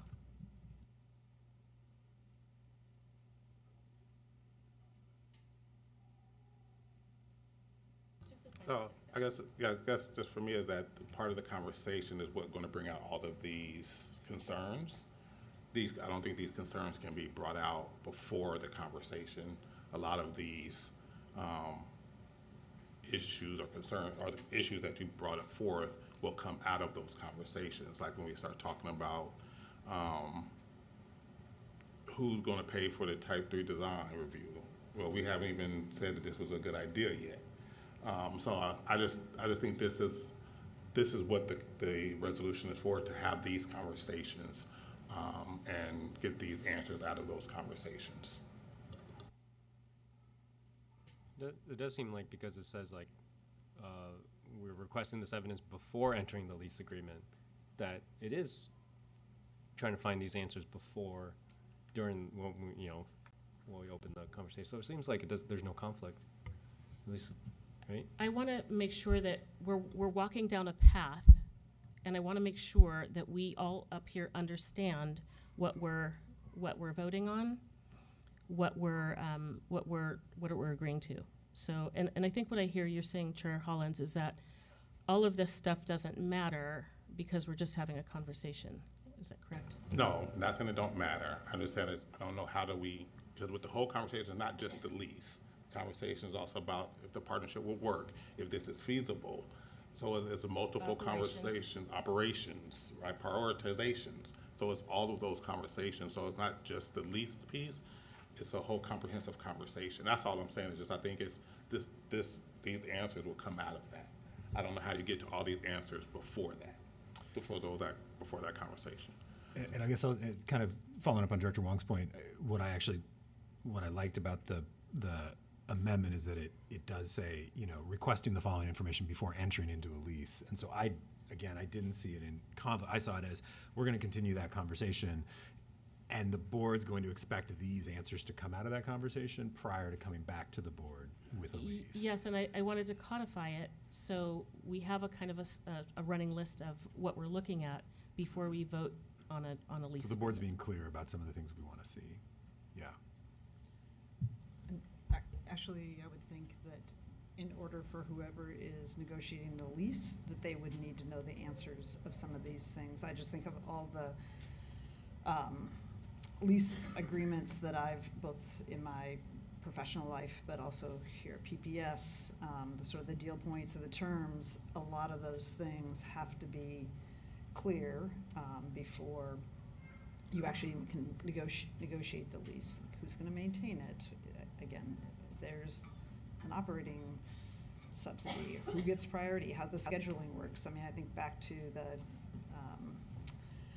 agreements that were entered into with Parks and PPS around the two fields, Buckman, and they weren't lease agreements, but there were some very clear, like, who maintained it, the playing time, how things got divided, and it just, I think, it would be needed in order to negotiate any sort of lease. I guess I'm just only concerned that we haven't even got to a lease place at this point. We're just talking about, do we entertain the conversation? At some point, as a board, we have to come back before we can start talking about we're going to do a lease option, or we're even going to do that. It has to come back to the board. And I guess what I'm looking at is this simply saying that we just want to make sure that we have all this, or can staff not do any work until we have all of this? Because I would be a no if staff couldn't do any work until we have all of this. But if we're just saying, like, this is just something I'm going to need to know to make a decision, I think we're all going to need to know that information in order, to make a educated decision in order for it to make sense. I just don't want to put so much stuff in the way of it that we can't even begin to have the conversation and begin to have the dialogue around what does this look like. I mean, are we slowing up the process because we're adding more to the conversation than we need to, knowing, unless, y'all done this a lot, but in my mind, at some point, before we ever, like, get down and brass tacks it, like we're finna do a lease, it's gotta come back to us again. And we gotta know this stuff, so that's where I sit. Well, I think you're right, and part of the coming back to the board will be understanding all of these items. So very clearly, the underlying resolution allows the conversation to go forward. Right. And this information, you couldn't negotiate a lease, nor could the board give guidance to staff on what sort of lease to negotiate without answering some of this information. So it will come back, but this is really being clear about, here are the things that you would need to know. But to your point, it will come back, for sure. So when you enter into a real estate, I'm not an expert, I've done it a few times. When you enter into an agreement, you come with an understanding of who will pay the mortgage, who will, I just think it's important for us from a business perspective, and actually for our fiduciary responsibility, to have an understanding of what is the conversation what are we talking about? It's different coming to staff and saying, we've got this idea, we want to build a complex, we'd like PPS to retain the land, we'd like to, we would come to this. You have to, an understanding of what each party is bringing to the table. And maybe that happens through those conversations. But before you start those conversations, you would also want to have an idea of what both parties are bringing to the table. I think it's really clear what PPS could bring. All right, we have Director Sullivan, hand up. Right. I agree with Director DePass that it's important to have something like this here. If we think we're going to come up with this anyway, why not have it here and say this is this is what we really want, and especially if people are going to vote for the resolution, they need to know, or at least I would need to know, what some of the guidelines are going to be. And I agree with this resolution.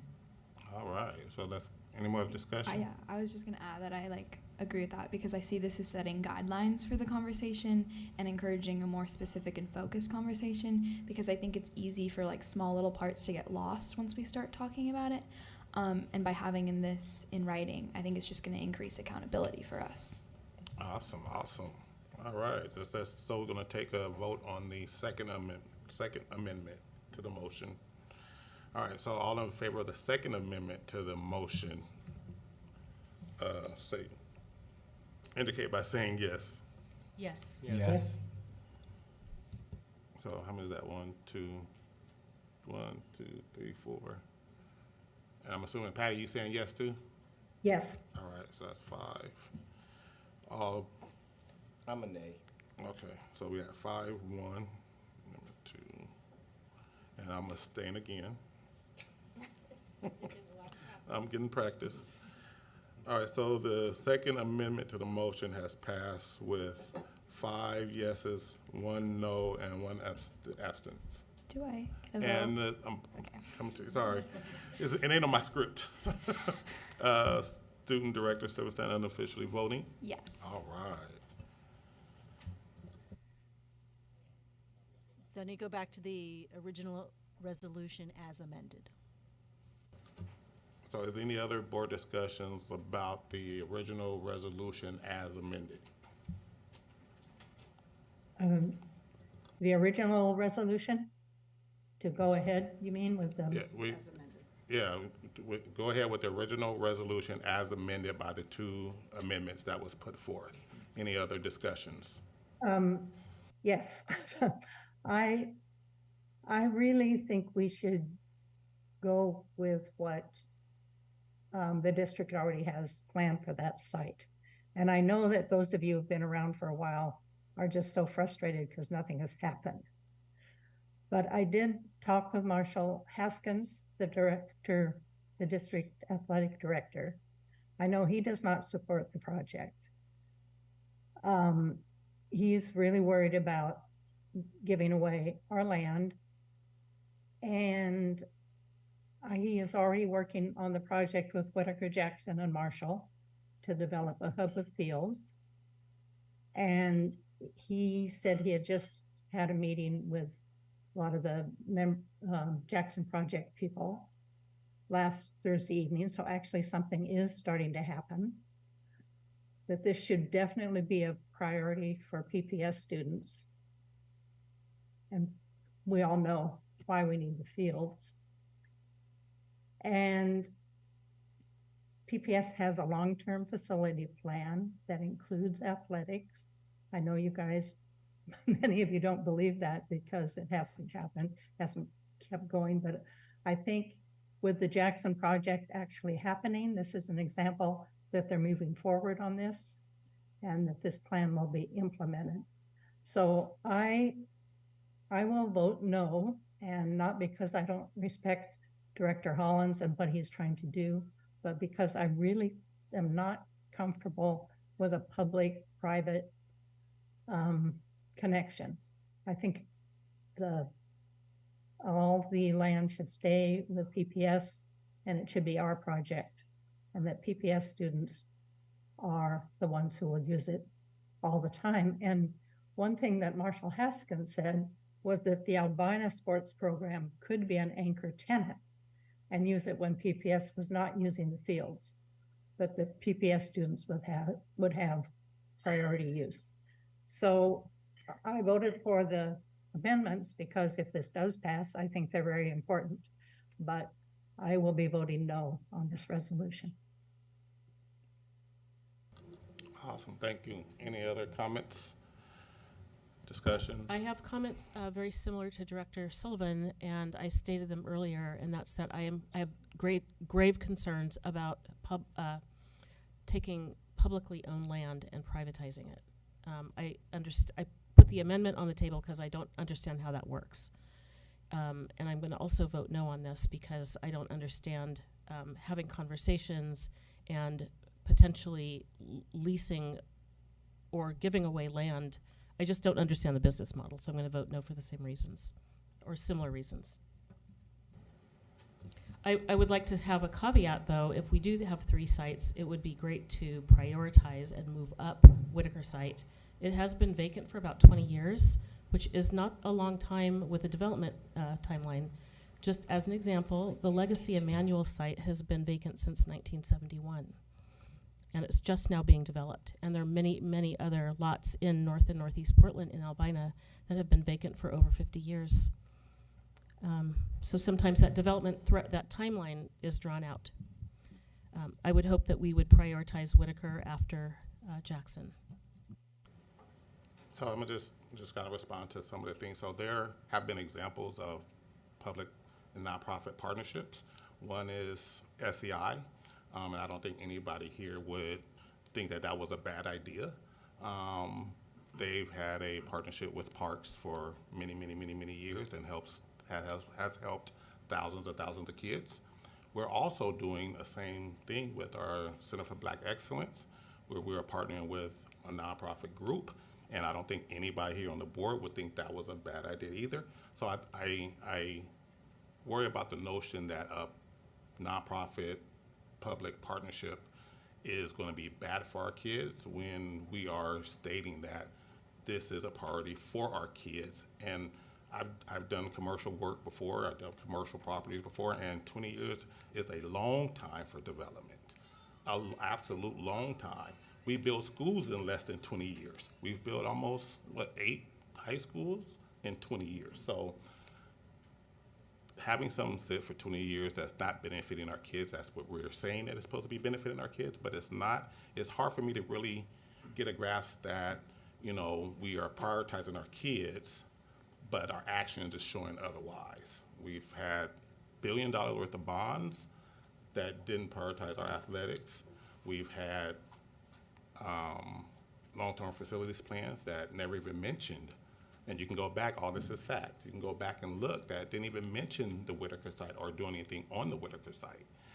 So it's just hard for me to gather that information that is coming out that nonprofit public partnerships don't work or shouldn't have it. There's been multiple examples of that, and I think done well, it could work beautifully for our kids if we get past the adult stuff and really focus on what could this means for our kids. I think we would have a different vision.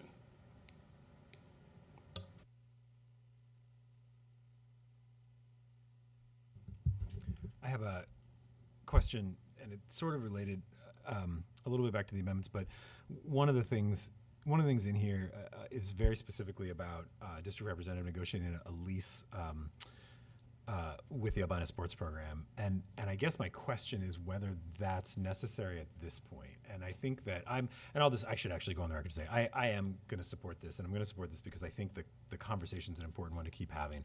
I think there's a really compelling vision here. I have a lot of the similar questions that others have brought up tonight, in terms of the overall funding and financing model and PPS students getting priority.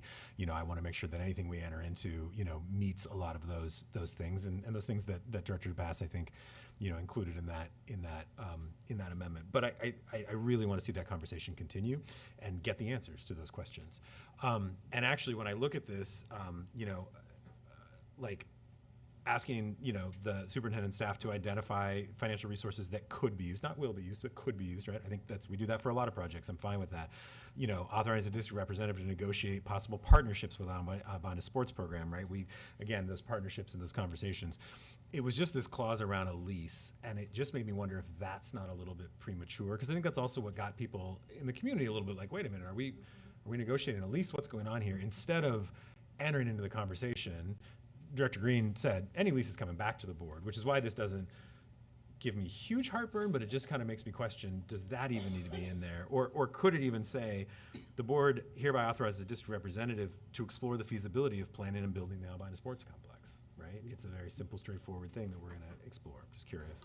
Yeah, and thanks for the question. I think too, when we brought this up back in 2018 or 19, we had commitments of, and I've said this before, around $40 million for this project. At the time, it was considerably less that we kind of cost out, but so as we move forward and things happen, you know, for us to even look at other funding sources, you know, we have to have something tangible, at least to bring stuff to the table. So when we go talk to funders, or we're gonna talk with other groups about help funding this project, and so hopefully it won't even be on PPS to fund it at all, even with the caveats that, you know, we still wanna make sure our students are a priority. We have to have something tangible, and it's hard to go talk to funders to say, hey, well, we have this idea, PPS might want to do it, and then have a real conversation or substantial, something of substance conversation about that. And so that's why I think the lease portion is in there, but that's also why we put the other things in there, because the goal is to come back with a full package. You know, everything done, lease, operations, all that stuff done, to come back to the board if that is wind up being feasible, and not just piecemeal it. And to be clear, just for transparency's sake, you know, this is not authorizing a lease. It's authorizing the district to negotiate, which would then come back to the board along with all the other information per the amendment to move forward. Okay, thanks for that clarification. Yeah, I would also just like to add that, you know, I also want to be fully clear and honest. I kind of have the same sentiment as Director Scott, and I think I actually was a little bit wary about supporting this until both your amendments. Now I actually feel kind of pretty comfortable with it, and the reason for that is because, you know, I'm going to be 100% honest. If this pushing this resolution forward means that we start opening a discussion about figuring out the best uses for our bond money and supporting creating athletic fields. Having been a teacher in PPS, one of the huge obstacles we always had was that, you know, just availability of fields was such a struggle, you know, throughout the whole district. And it cuts into student time, because I had so many students that had to leave early and miss class time because they had to bus all the way over to Marshall to use their fields. And so it is, if this conversation ends up being talking about maybe a better use of our bond money would be to create 5 different fields in 5 different locations, then I'm happy. If we find out that the Albina developing that, maybe not all the way, maybe partially, that's still a win in my book. So if I will support this, because I feel like I think we do need to get the ball rolling and actually have that conversation. So,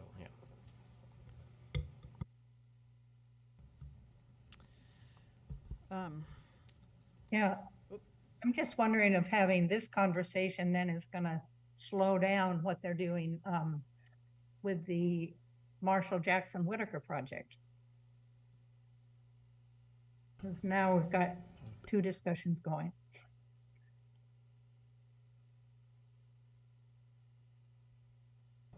I don't think they're mutually exclusive. But, So they'll but keep I do working think on the other one. I do think we should be mindful of Director DePass's framing comments that our number 1 priority is our student outcomes, which we're all very much, our board goals, which we're all very committed to. So I have some comments. I hope everybody actually read the resolution, especially the people who called and complained about it, but who I haven't heard from in the last 20 years. So the resolution really does a good job of outlining the history of the Whitaker Adams property for the last several decades, and it's not a good story for PPS. As a student in PPS in the late 70s, the district was facing declining enrollment, and the district started a process which resulted in the closing of Adams, along with Jackson and my high school, Washington, in 1982. And just to note that both Adams and Washington serve primarily lower income and many students of color. as outlined in the amendment. Shortly thereafter, Adams was reopened as Whitaker Middle School.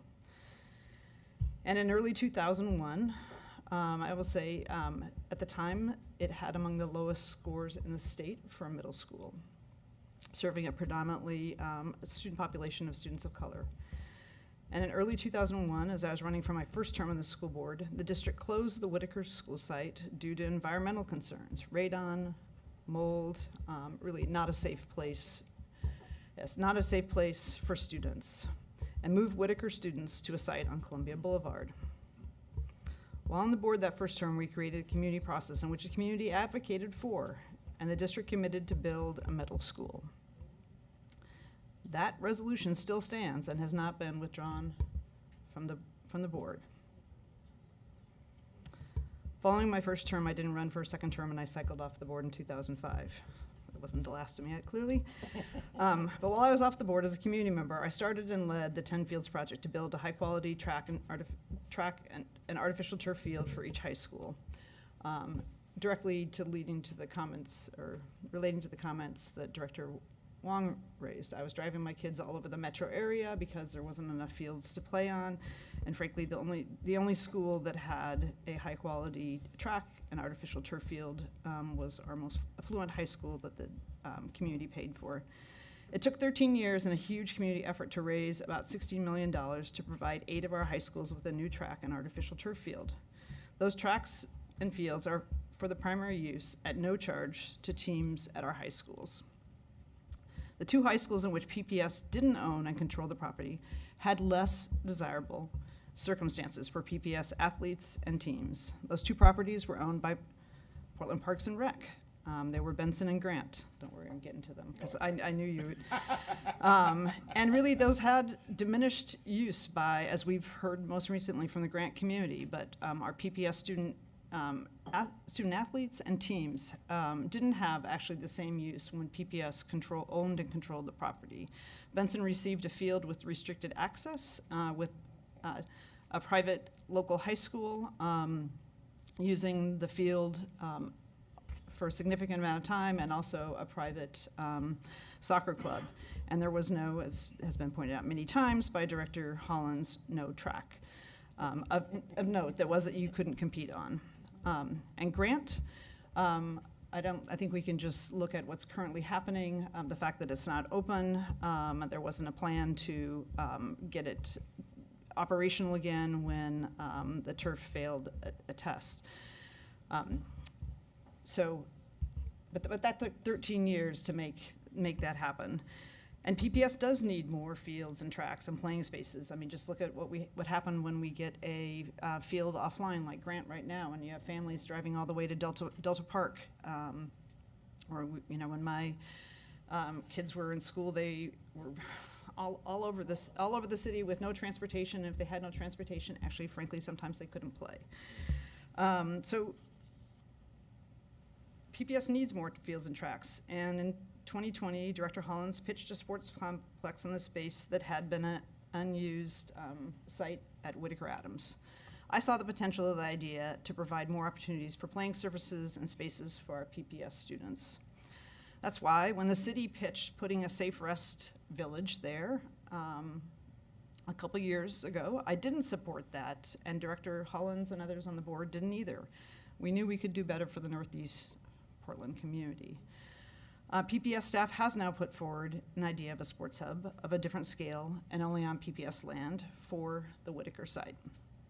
With the amendments to the resolution, I think we can get more details about both of these options. And I'm just going to say sort of what some of my criteria is going to be. Again, when I look at the different options, I view that we have a fiduciary responsibility to PPS students, and I'll be measuring my support for plans against these metrics. Any facilities that are created on PPS land need to be utilized by PPS teams. And I appreciate Director Hollins, you clarifying that students would be a priority, because given the shortage of our athletic playing fields and facilities, the use of PPS properties and facilities should be the benefit of PPS students and teams. They always should be prioritized. It shouldn't be them getting kicked off the field for other private, either private schools or other uses, if they're on our land.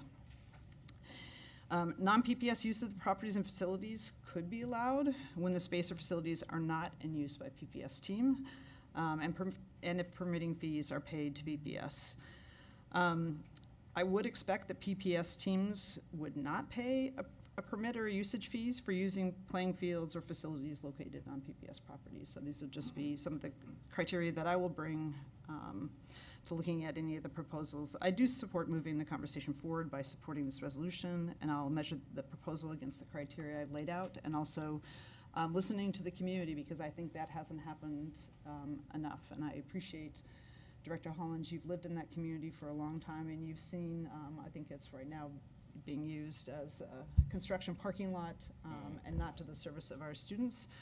So I hope that that we can move forward with having something that is, as I would say, something better for the Northeast Portland community and specifically for PPS students.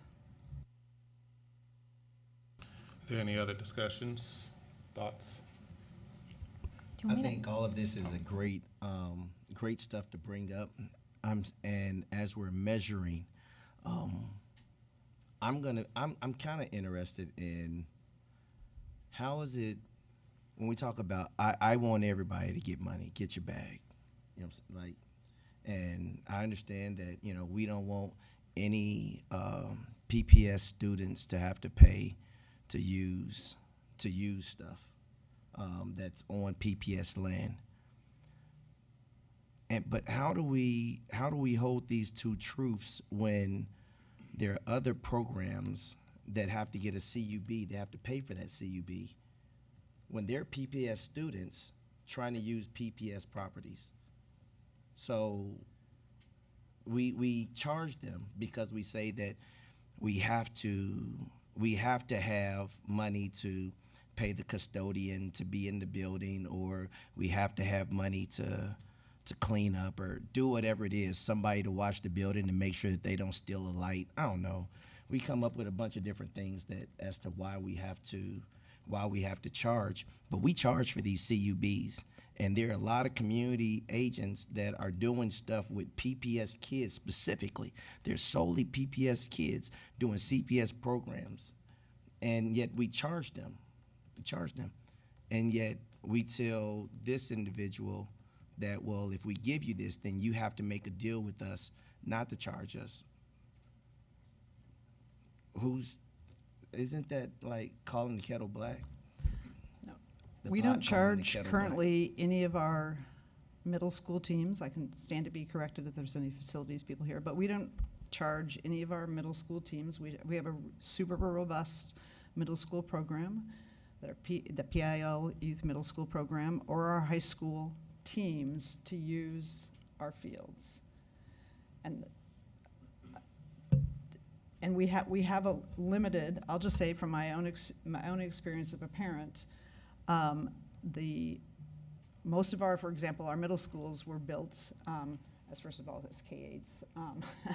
That's true. And second, when they were built, half of the student population wasn't allowed to play sports. And after Title IX, the demand for our facilities is way greater than we had the capacity.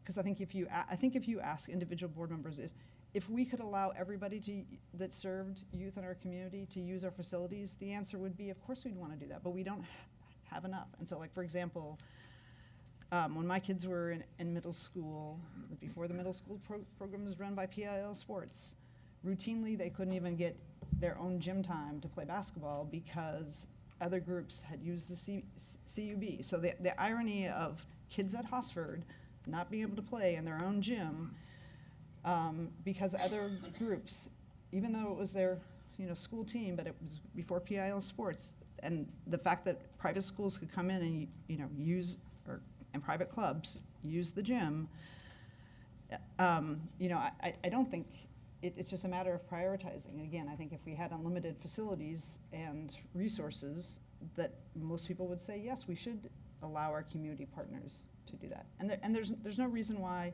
and I think we already do that to some extent to allow, especially our outdoor tracks and field, the community uses it without paying for things. There's a lot of use at. We pay. There's a lot of use. Yeah, we Yes. have to pay. All right, so I'm trying to get us out here about, Student Director Silverstein. oh,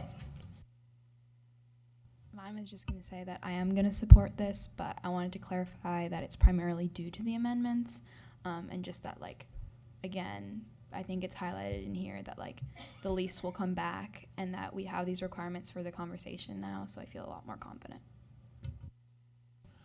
all right, so, and trying to get us out here about 9. Anybody have any other comments?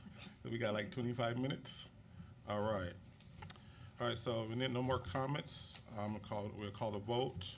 All in favor, please indicate by saying Chair- yes. Chair Holland, Wait. I'm sorry, I'd like to point out we do have someone signed up for public comment. Yes. Would you like me to call them now? Yes, please. Okay. Ike Harris. Not looking at the list.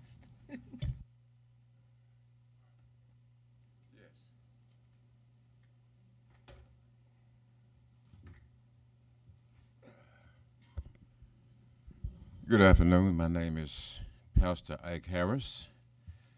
I am a 43-year resident of Northeast Portland.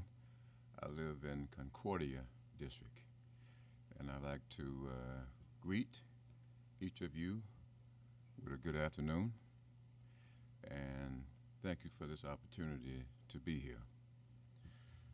I'm here. I am a board member of Concordia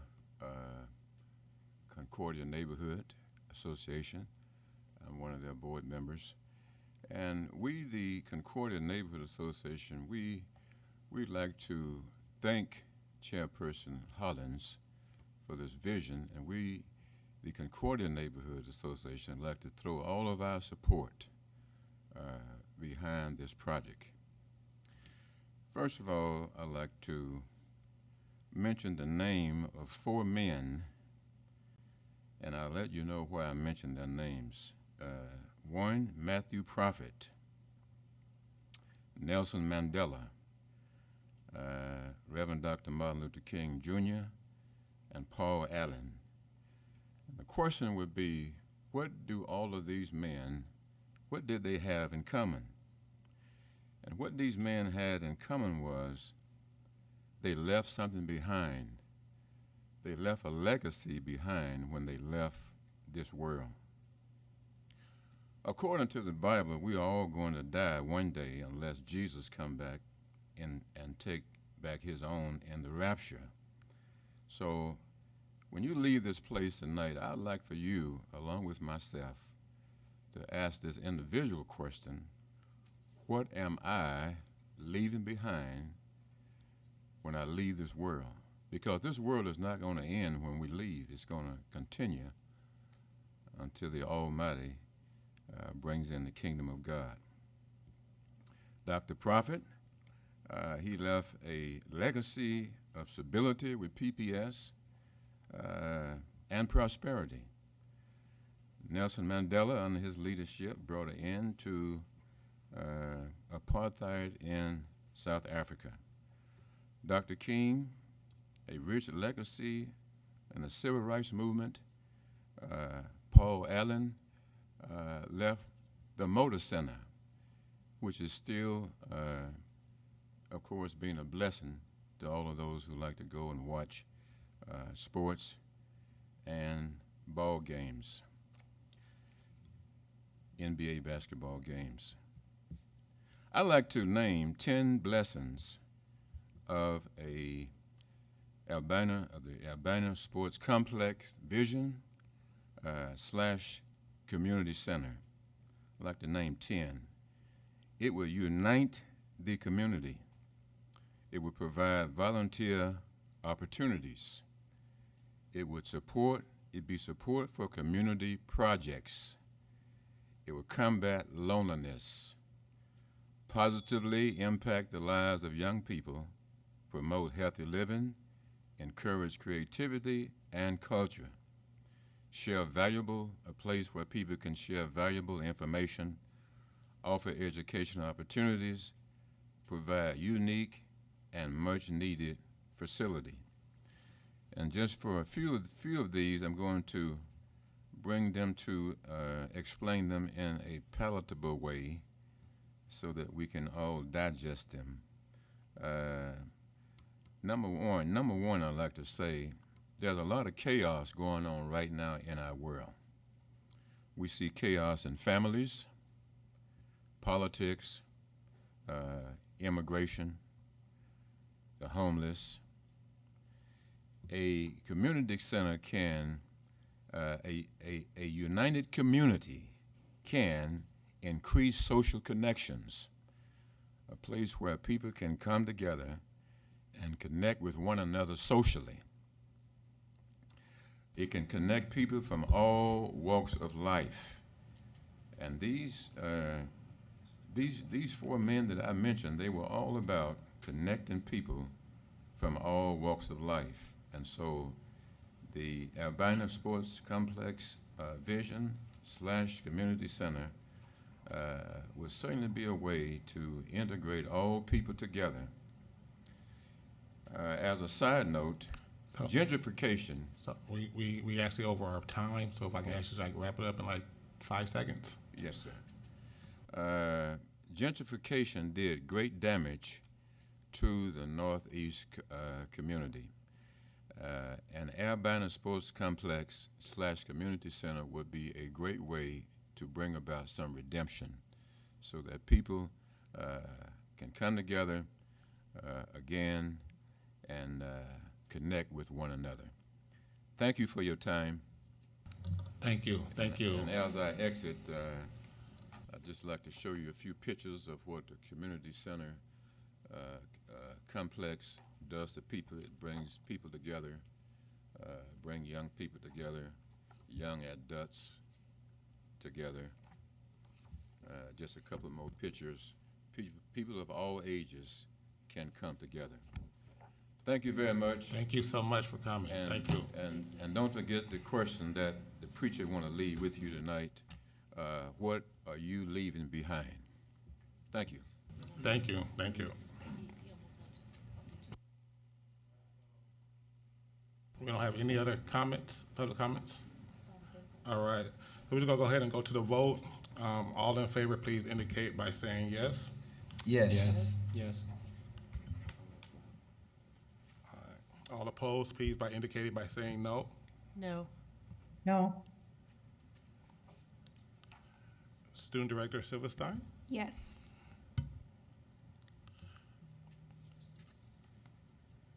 So I will be abstaining. So motion, resolution 6778 is approved by a vote of 4, 2, and 1. So a motion passed. All right, so next we're, Well, Chair Collins, anytime we have a significant resolution like this, appreciate you proposing a really bold idea. Tonight's vote and action, your resolution commences our exploring the feasibility, the viability. I appreciate the amendments. I think it lays out some important guardrails and makes explicit some of the elements that we're going to want to see in the end. I see lots of tasks for superintendent. I serve at the pleasure. So I look forward to, if I read it correctly, working with Vice Chair Green to facilitate a conversation with the board, sans Chair Hollins, on receiving some initial direction on next steps. yeah, you're kicking me out. All right, so moving forward, we have school spotlight. So tonight is the first of few meetings where we're highlighting some of our schools through school spotlights. Superintendent, would you please introduce our schools? I'm actually going to introduce Chief Dr. John Franco to come down. I hope that our three school leaders will forgive us. I know we just announced an appreciation. This is your month as school leaders, appreciation. and we've kept you here this evening, knowing you have to be there bright and early. But I think we have them here. Dr. Franco, you want to introduce our VIPs? Yeah, absolutely. I'm actually going to turn it over. We have our senior directors of schools who directly supervise the 3 principals here today. And so I want to give Carl Logan an opportunity to introduce the new Dr. Trinice Brown Warrens.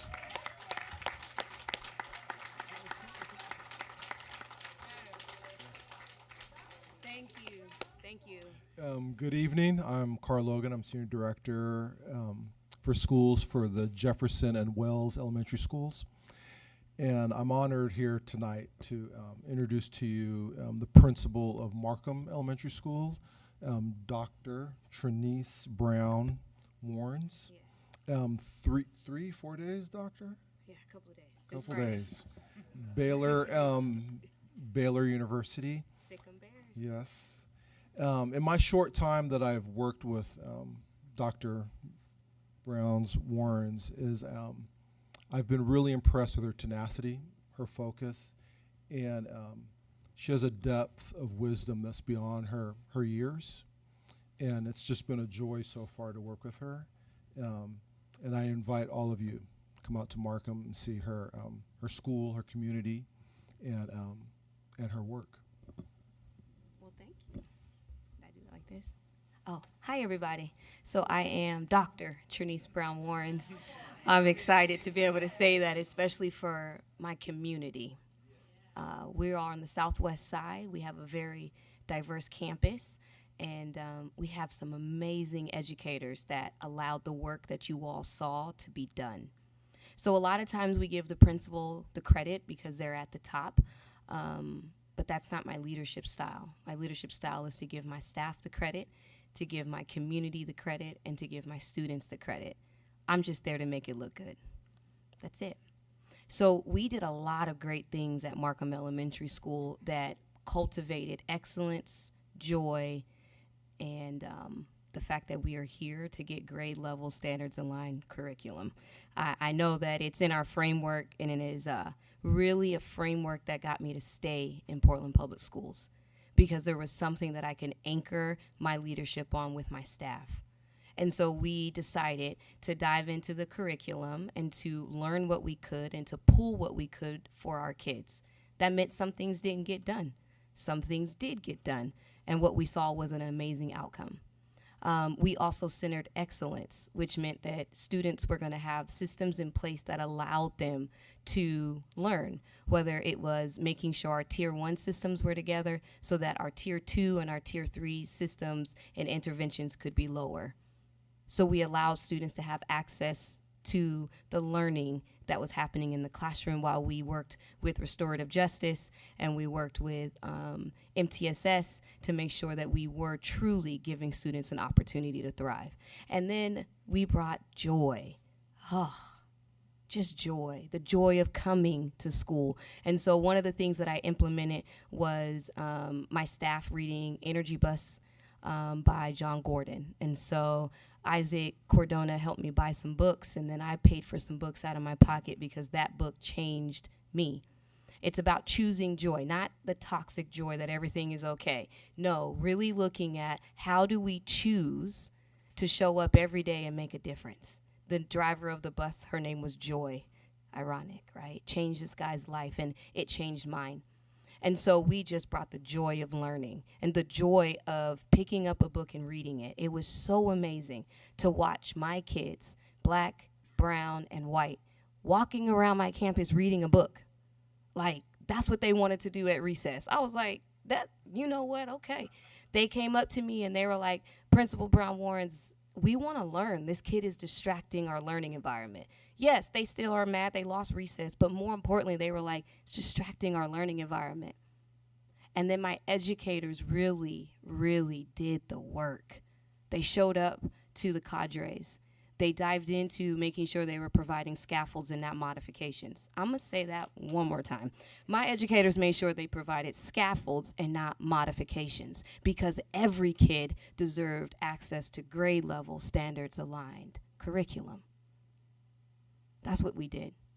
we band together and we made ourselves a team. No matter what was happening on the outside, we knew at Markham, this is what we stood for. And so going into my second year, we made sure that we revamped our mission statement. Feel free to look at it at our website. It's pretty cool.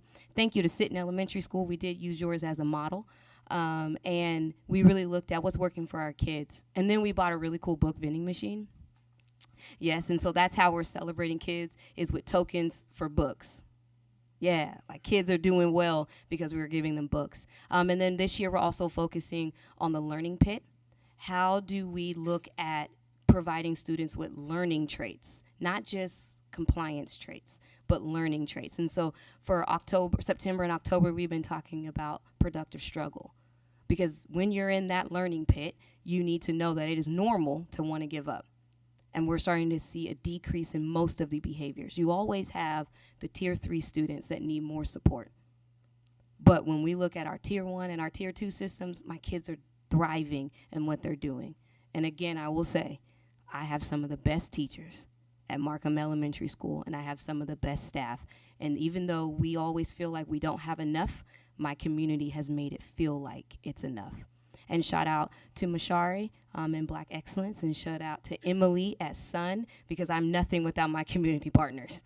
And shout out to my whole Markham community, because I am absolutely nothing without them.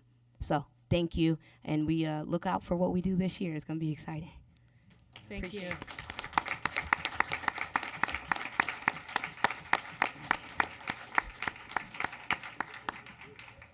So if I could get John, Melvin, and Heather to come on down.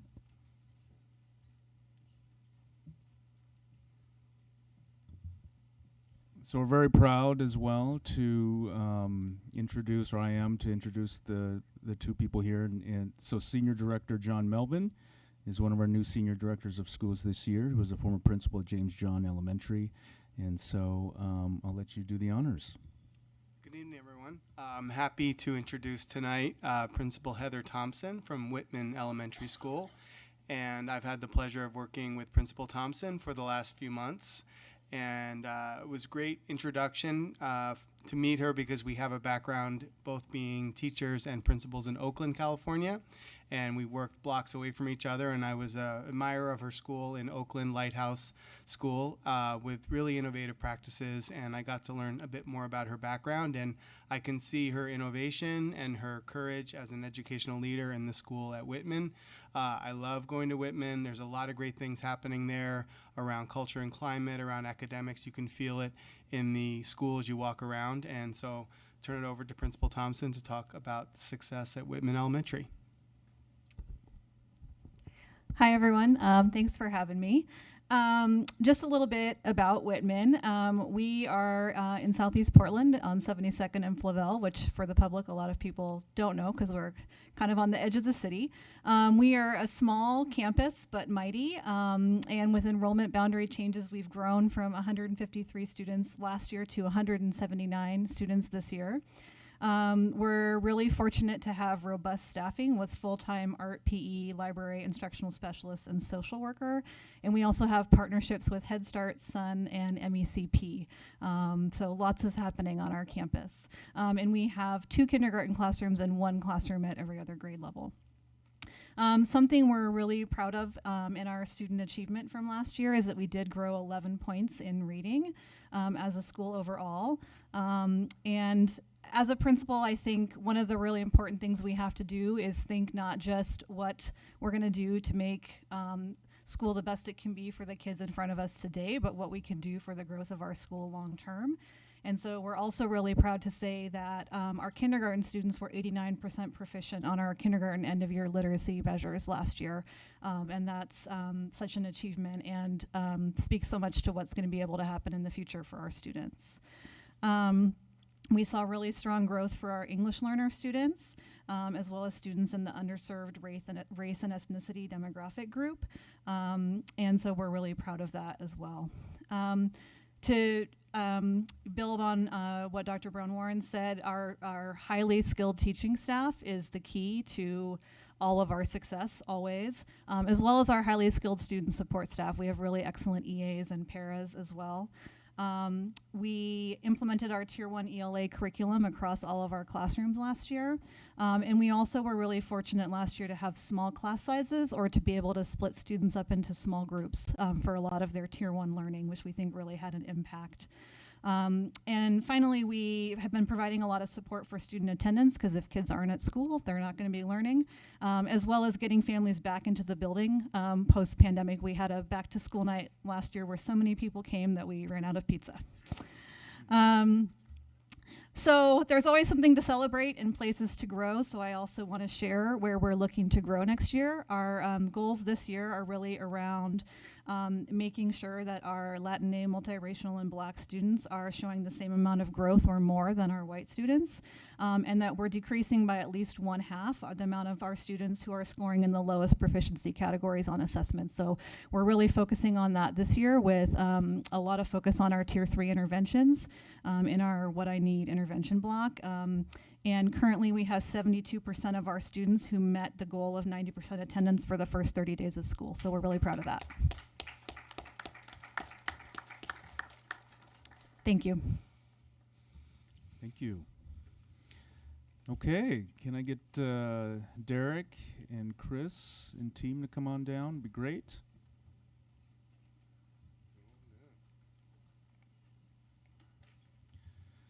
So I'm proud to introduce the team here. Derek Johnston is one of our new senior directors of schools. He was the former principal at William Walker in Beaverton.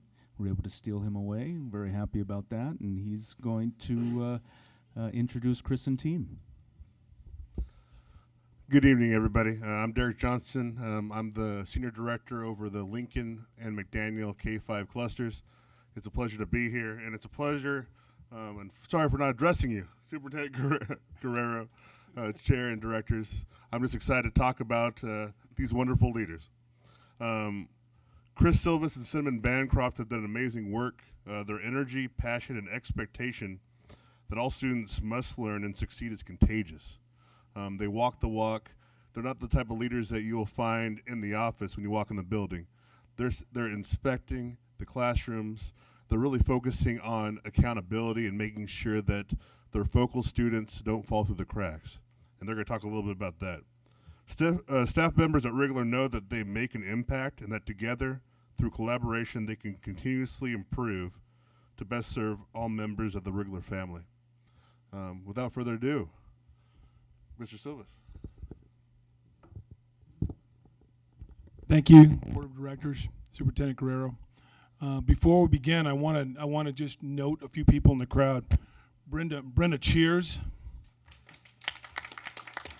Amelia Gilbertson, Nair Perez, Diana McKay, Evan Williams, Cheryl McClure.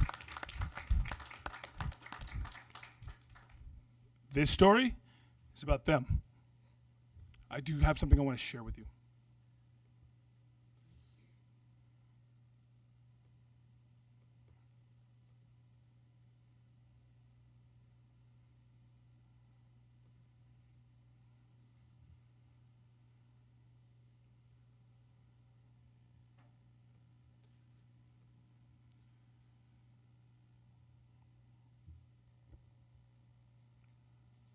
I am Chris Silvis, the principal. Cinnamon Bancroft, assistant principal. The Wrigler Learning Family takes responsibility to engage all students in our school, in particular our Black, Native American, and Latinx students through rigorous instruction using grade-level content within a healthy, positive, and inclusive learning environment. We collaborate and reflect on data to address student learning needs, both with our staff and community members. Students develop high levels of proficiency in both Spanish and English, as demonstrated by multiple points of data. Students learn and practice our school agreements. We reflect our students' unique cultures, fostering a sense of belonging in our curriculum and practices. Our Panthers are kind, mindful, engaged, and safe.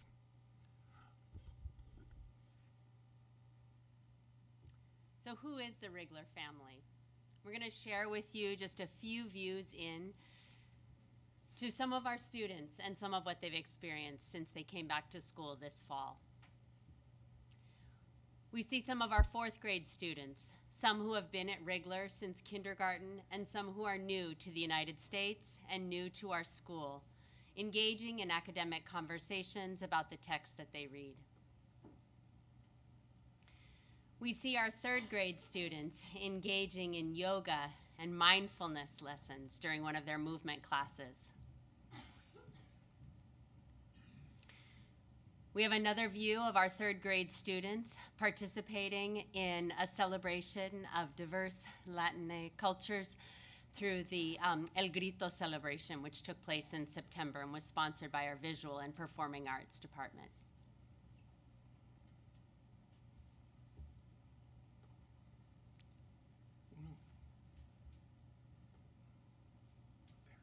There we go.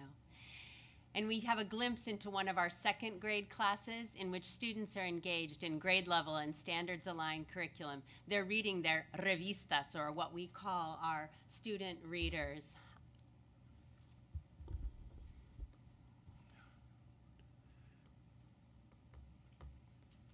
So who else is in the Rigler family? Jill Nicola is our instructional coach. You see both of our interventionists in this group talking about student engagement and how students can be better connected to the lessons we provide. Another group doing the same thing. They're reporting back to our ILT so that we can include their input about engagement as part of our SCIP. We also have to recognize our parents who are supportive, who care about every student in the school, who want us to thrive, who will come together on these nights where they want to talk about how we can best serve our kids. As I look at these images, I see 3 people who were on our hiring committee who wanted to know how some old high school guy could make a difference at Rigler. And I'm proud to say that together, not me, together, we have been able to do so. I want to say this, and I want to say this as clearly and as respectfully as I can. In this family, we're accountable to the board, to the district leadership, and to the idea that schools meet the needs of everyone. That's our responsibility. I don't envy the position you're in at times to meet the needs of so many families, of so many different people who have needs and wants, our teachers and their demands for dignity. There's so many things that pressure this board, and we appreciate the position that you're in. But one of the reasons we've been successful is focus. So I have to say that but understand what I mean when I say we work for kids, families, and our team, in that order. That's our focus. That's what we do. That's what we do best. And because we do that, we've been able to make some movement at Rigler, which is a school that went through 6 principals at one time over a 8-year period, who has always been the cute little school that could, but never talked about at this table about being academic achievers. So we're a work in progress. There's a lot to do. Rigler has made progress in reading and mathematics over the course of the 2 years that we've been able to work together with this team. We're here tonight because we did make a 9.8% increase in literacy for all of our students, which is the 3rd highest of all of our elementary schools in the district. And for Rigler to be in that sentence means a lot. That's not the end of that story, however. As you look at the numbers, we're still not at the proficiency level we feel that all kids need to be at. We certainly haven't met the goal of 80%, but we're working towards that direction. And not just some students, but all students are making progress, and our intentions are to ensure that every student meets the goal. So just in closing, how did we do that? Rigler has focused on instruction. Equity cannot stop at culture and climate alone. We have professional development led by practitioners in terms of instructional framework. We listen to them. They tell us, well, how can we move forward? We want to move forward. How can we do that? In particular, I want to name Jill Nicola, our instructional coach, who has been critical in lending a practitioner's point of view to how we approach curriculum and how we approach instruction. The Rigler instructional leadership team, Diana here is a member of our team, has engaged in discussion about student outcomes, not just, what are we doing for this date or what's happening? No, how do we know kids are learning? More importantly, how do we know all kids are learning? Our professional learning communities, who have been led predominantly by Cinnamon through our PLC leaders, has focused on essential standards. What is it that children need to know so that they can move to the next level? We've faithfully implemented our curriculum with thoughtful adaptation for the places where it needed to be adapted to meet the needs of students. Focal students carry the conversation. We talk about what students need and who are the most needy students in the building. Data conversations to determine who gets interventionist support, and none of our interventionists are here today, but they work with our teams to build quarterly data meetings to decide who gets tier 3 support. And lastly, active and supportive parents who are out there watching, some of them if they're still up, who want us to thrive, who believe in what we do. We work for kids, families, and our team in that order. Because that's true, Rigler will succeed.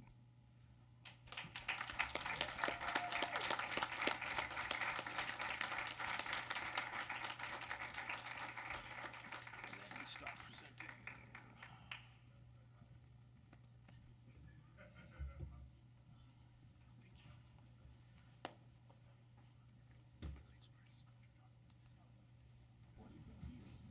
Did we finish the presentations? Because I didn't want to cut anything off, but those were the three. Yeah, I just want to thank everybody for being here tonight. And thank you for, I know it's after 9 o'clock, you all had a full work day, but that was really inspiring. So yeah, the work that's going on is incredible. Thank you for sharing those stories, Superintendent. Thanks for scheduling the time, Chair Hollins. And thanks to these teams who are doing the incredible work in our schools. Just really want to say I appreciate that. I want to say the same thing. Thank you to our school leaders, all of our school leaders. They're all doing amazing work. I have to give credit to Chair Hollins. This was his idea to say, let's make some time and highlight what's happening for our kids out in the schools.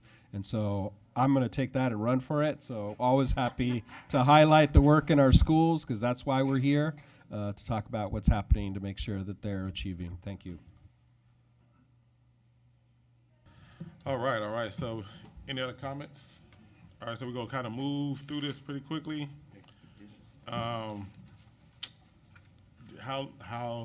What's your guys' appetite? Because, I think we can kind of go through board committees and reports.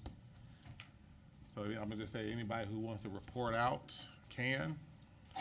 And we'll start on my left with Director Wong. Yeah, I don't have much right now. Last time we explored equitable grading practices, but I just want to make a note that it's just a pilot program at this moment, so it's not like something that's implemented the whole district, and we're looking forward to seeing the results from that. I don't have anything.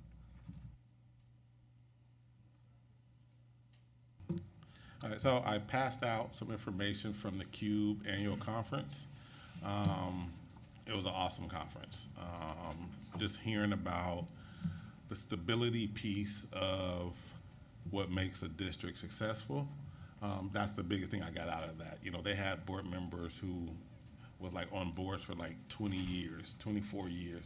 I thought Director Brim Edwards had a long time, but some of these folks was 26 years and I felt old. Sorry, I apologize. I said that old. I mean, long time. Seasoned, experienced.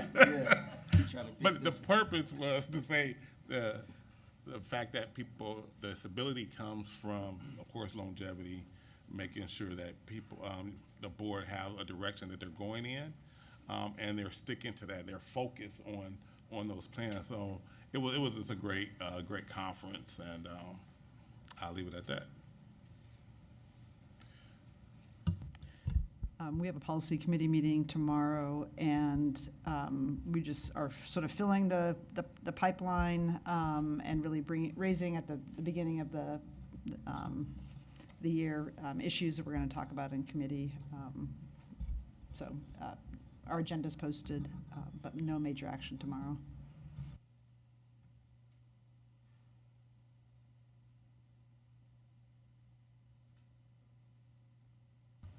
And we already got our student report done. All right. Next is Division 22 report to the board.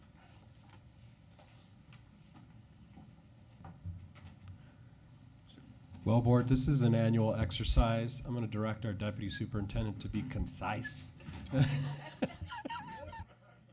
Direction taken. Hold on. It's going to be a quick ride. Y'all ready? All right. Pleasure to be before you again. As I go through the presentation, I do want to note that presentation has been provided to the board. Hopefully, you've had an opportunity to review it. If I go a little bit too fast, feel free to reflect back on said presentation that is available for you. So Division 22 really is a cluster of rules by the State Board of Education under Chapter 581, which ODE provides. It's through provides standards and rules for elementary and secondary education schools. Elementary and secondary schools. The education standards that either the legislator bring forward has been determined, and through this presentation I'll share areas where we have met standards, where we are where some rules have changed and been amended, where we have new waivers coming in from the state, and then also looking at upcoming discussions by the state. So I note that the presentation is not presented yet, so I can continue with that presentation as I go through. The next slides on the presentation really talk about just the categories of the rules and how they fall and how they're organized by the state. Some of the requirements of these rules fall within certain categories. ODE's rules at a glance summary is where we find some information regarding these requirements and rules.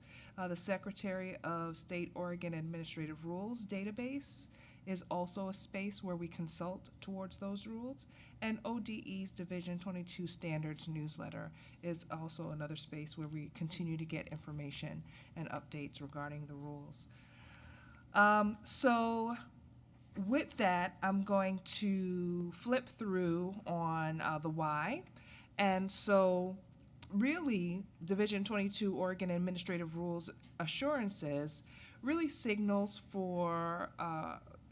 our commitment to providing high quality educational experiences and equitable outcomes for all students. Division 22, we could keep going and I'll say when to stop. Articulates, just the base requirement. There we go. Right, back one, yep. The base requirements for providing students with quality education.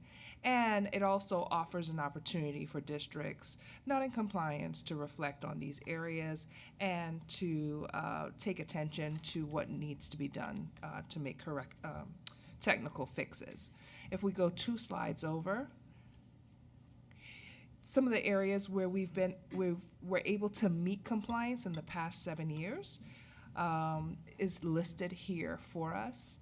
And so it is an ongoing process to ensure that we continue to be in compliance with the state. And if we flip, I could to the next slide, we could talk about the changes to rules for last year. So as some of you may know, and I'll state it again, this reporting is regarding how we stood with the state when it came to Division 22 during the academic school year of 22-23. So within that year, there were some changes in the form of waivers, new rules, and revised rules. So the next slide highlights two areas where there were waivers. Essential skills graduation requirement was waived for students graduating in the 22-23 school year and the 23-24 school year. And PE data collections were suspended last year. Districts will be required to submit data for upcoming year. And that is another area where we'll continue to have a further discussion. The next slide talks about rules that are new in Division 22, and there are two. And so the first rule, which is the agreements entered into with voluntary organizations, requires the adoption of policy governing participation in the voluntary organization that administers interscholastic activities. The second new rule is not necessarily a requirement, but school districts and charter schools must periodically submit to the department a plan for operation during the 22-23 school year. Okay? The next slide then speaks to a revised rule that came by the way of PE. The heart of the revision, really, it was a shift from a weekly time requirement, was reduced from 225 minutes every week of the year to 150 minutes of the week. And so this revised rule speaks specifically to grades 6 through 8. We are in compliance this year for K-5, and I will speak to how we're going to meet this requirement in the coming slides. The next slide then takes us into looking at our current corrective actions. So coming right back to PE, on the next slide, you'll see that we submitted an extension to come into compliance by the 25-26 school year for PE in grades 6 through 8. It's been an area where not just PPS, but many districts across the state struggle to meet the 225 required minutes, hence why the state made the revision. We do have a stair-step approach to demonstrate how we will get to the 100, now revised 150 minutes, and you will see that this year overall we'll be offering a quarter of PE, then upping that over the next 2 years so that we will be offering ultimately 3/4 of PE and to be in full compliance. The next slide then reinforces what I shared before, is that we are expected to be in full compliance with PE for grades K-5 this year, as we have put measures in place with the scheduling. Following that, we were also in corrective action regarding TAG and gifted. And so with that, there was an action plan with a timeline that was put in place because we were not able to verify that every TAG student in PPS classrooms had their rate and level of learning addressed. So what we were able to do, while we did have some training and PD for teachers and staff, the next slide will demonstrate that the corrective action was really focused on this conciliation agreement with SAG to ensure that we were remedying those areas. This agreement can be found on our district website, and under this agreement, we will follow through with specific corrective action steps related to TAG services, identification, and notification. Next slide then speaks to some of our progress in thus far with our corrective action for TAG. We made progress in the areas of identification, communication with families, and services. And I will pause just so that you could glance at what some of those progress areas were. I just have one question. On the PE requirements, even though they went down, the state went down, were we still not even meeting that number? So what across the district, we wanted to have a consistent model for PE. I will ask Jenny Withercombe to come forward to assist. But with that, no, we made a recommendation in a proposal for this year at how we can, with some additional state dollars, bring ourselves to full compliance. So right now, we are offering 1/4 of PE. And the 1/4 of PE was our best attempt. And so now we are expanding that out. But in order to, because the school year had already started, once that ruling came through, once the adjustment came through, our budgeting season had passed. With the new dollars, we're looking at how it is that we could work towards getting into full compliance. Anything you want to add on that? Yeah, so the 150 minutes a week as averaged across the school year comes to 5,400 minutes across the school year. So if our students are if they're enrolled in physical education at a middle school, they're getting 225 minutes a week. And if we do that for 3 quarters, that comes to the 5,400 minutes. But even when we reduced to the 150 a week spread across the school year, with 1 quarter, we're still not meeting what we need for the 5,400 minutes. So that's where our implementation plan comes into place, where we can move to 2 3/4, which will then get us to that number. Yeah, I guess I get the plan to get there, but I'm guessing if we was at, I'm gonna say, 225, and that's what the state was, and they dropped it to 150, so we wasn't even close to 150 when we was at when the requirement was at 225. Correct. So they wanted 225 every week, all school year long, rather than averaging it out across the entire school year. And so we were looking at it more when we were averaging it out for the 150. So we could do that. We were not close enough even at the 150 to be in compliance across the school year. We were about, most of our schools, when the shift came, were about 2,250 minutes, so about halfway, about close to halfway to where they needed to be. So just a follow-up question, because the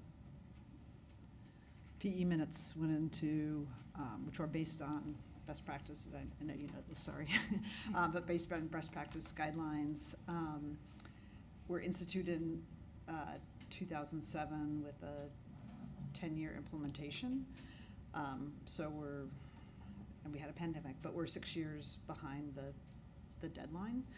So I'm curious what it is that's going to get us in compliance. Are we changing how the schedule works? Are we adding more PE teachers in the middle grades? And if so, is there a reason we didn't do that this last year? Yeah. So we are, yes and yes, we are adding, we are making a proposal. It has not been fully approved yet when we with the board, but it is a part of our budget amendment. Again, this shift in the policy occurred just towards the end of the summer, if I remember correctly. And so with that, our school scheduling had already happened. And so we started to look at the possibility of how we can invest these dollars to ensure that we're coming into compliance for PE in grades 6 through 8.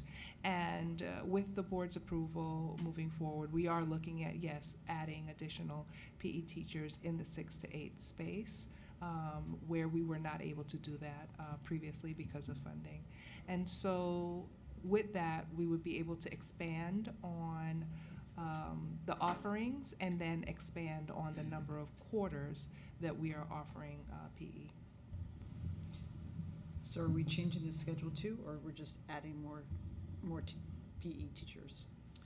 You could speak to that. So a little bit of both. So some of our schools are on a 6-period day, some of them are on a 7-period day, and it definitely helps us as we have both models that are adding PE this year, and they're making it work. But really, the 6-period day really needs to shift to a 7-period day to make it most effective for us to work the physical education in and maintain the other elective options that students would like to participate in. We are also adding teachers, and we're also doing a facilities review, and so we're having to come at this from lots of different angles. So scheduling, facilities, FTE, all of those pieces are working in this year. And again, these are the components that are in the proposal for our budget. All right, Director Sullivan? Yeah, I think they answered my question. I think I got asked, but I was just wondering, is it mostly because there's not enough teachers, or is it space, or everything?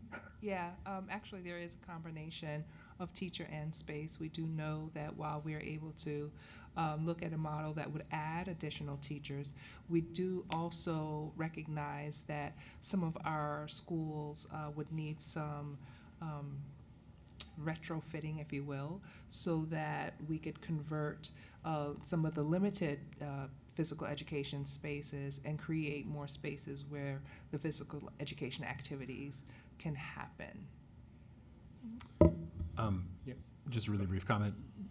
There's a state requirement around PE. There's not a state requirement around English or math or arts or music. Is that right? Correct. Yeah. So I like to point that out every time. PE is very important, but we're in the middle of a achievement gap crisis, and I just want to make sure that we're keeping focused on student achievement, which PE can play a role in. I don't want to say, but again, I'd rather make sure that we're really prioritizing some of those other things as well. I would like to. Yeah, just go ahead. Oh yeah, I would like to add that PE helps in a lot of the other learning, because I mean there's all these brain studies that show that exercise helps the brain grow. But yeah, I agree. That's a good point. I was actually going to move to K through 5 PE questions, but I don't know if you want to give questions about. Yeah, I was just going to respond to just the general is like, I don't think any schools, we test in English, math. I haven't seen any school districts cut that, and the concept around the minutes is based on, again, guidelines from health professionals about what students need. And I think to me it goes into the space, so I'll just say, like, I was a PE major before I changed course midway through my college career. But having had, a child who that was like essential every day to be active at school all the way through senior in high school, is that there is a real benefit, but it's slightly different than other courses. And again, I don't think there's never been any time in my last 20 years of at PPS in which we have said we were going to cut math, language arts, or any of the other things, and we really just disinvested in the arts and music and PE. And so to me, each students need different things and have different passions, and for some kids it's PE, and others it's art or music. And So I wish our state law differentiated. I'm not taking anything away from PE, and students need different things, and some of our students need PE. Some of our students need more math. Some of our students need more English. Some of our students need more art and music. I think I'll just say it's a failure of our state to sort of say, here's one area where we got successfully lobbied and there's lots of attention to say we're going to require this. They don't do the same thing in other areas, and I think that's, so again, not taking anything away from PE, but I would like to see some of those requirements for other things as well, because there is a trade-off during the day. And some of our students might benefit from reading or math tutoring instead of PE. Not all of them, some won't, some will. Awesome. So let's try to move this along. Any other More. comments? Okay. Just a quick question. What happens if we're not in compliance? Like, what are the ramifications? The state asks us to go into corrective action, and we create a corrective action plan, and some we harsh are words. expected to meet compliance through that plan. Just reading through the memorandum, it seems like, because I had some questions about the K through 5 PE. Seems like one of the big reasons that we're unable to meet some of those minutes is because of space issues, right? Well, K through 5, we are in compliance this year. Yeah. Well, I guess I kind of have an issue with one, and correct me if I'm wrong, but one of the ways to get in compliance is that we're now saying we're doing 60 minutes of structured movement during circle time in K through 5, right? And I guess I volunteered in K through 5 and circle time is very difficult to do structured movement. I'm just saying that out loud, that it feels a little bit like fudging, you know, and so it's not real PE because, and the other thing I kind of have an issue is that if we're requiring this of our classroom teachers, we're putting something else on their plate, right, which could be creating more work for them, and that is, you know, in a time when teachers are struggling, I kind of disagree with that. So I guess the reason I ask a compliance issue is like, is there any harm with just saying we can't meet these minutes in PE class, and the reason for that is because we don't have the space, and now we change the conversation to being like, oh, it's not, you know, it's not because we don't have enough PE teachers, we're not trying, it's just because now we don't have enough space, and you know, maybe state, you could help us. You know, I just saying, like, is there a harm in just saying we're not going to meet this? Well, there are some things that are allowable by the state, and we were Okay. in corrective action regarding our K to 5. And when we presented the plan to the state, and working with Dr. Withercombe and looking at how it is that we could provide movement, because also during those circle spaces, we are also incorporating our TSEL and adding some movement to that, and that holistically, allows for us to meet the needs of students and also meet the compliance requirements. And as such, the state has said that we are in compliance. Yeah, but wouldn't that be taking time away from TSEL, Transformative Social Emotional Learning, right? If I got that right? The lessons and the curriculum is built out to include it. Anyways, I just want to ask about that because it seems a little. It was interesting. It stuck out there in terms of like we're adding circle time. But anyway, yeah. It was actually a recommendation of the state. So nationally, there was a crosswalk done with the CASEL competencies around social emotional learning with the National Physical Education Standards. And the new physical education standards that will be released in 2024 incorporate social emotional learning as a key component to them. So it was actually a strategic move to align with the shifts that we're seeing with regards to physical education and its integration with social emotional learning. You are correct that it isn't going to be the same kind of physical education that they're going to get with their physical education educator. And we're going to make sure that we're capitalizing on the time that they have with their physical education teacher to make sure that they're working towards the standards. But there are a number of standards, particularly 3, 4, and 5, that are really well integrated and aligned with social emotional learning concepts. So it's a good fit. Appreciate the Thank you. questions. They're the same ones we've been wrestling with as a team. I think you've seen the attempt to be creative.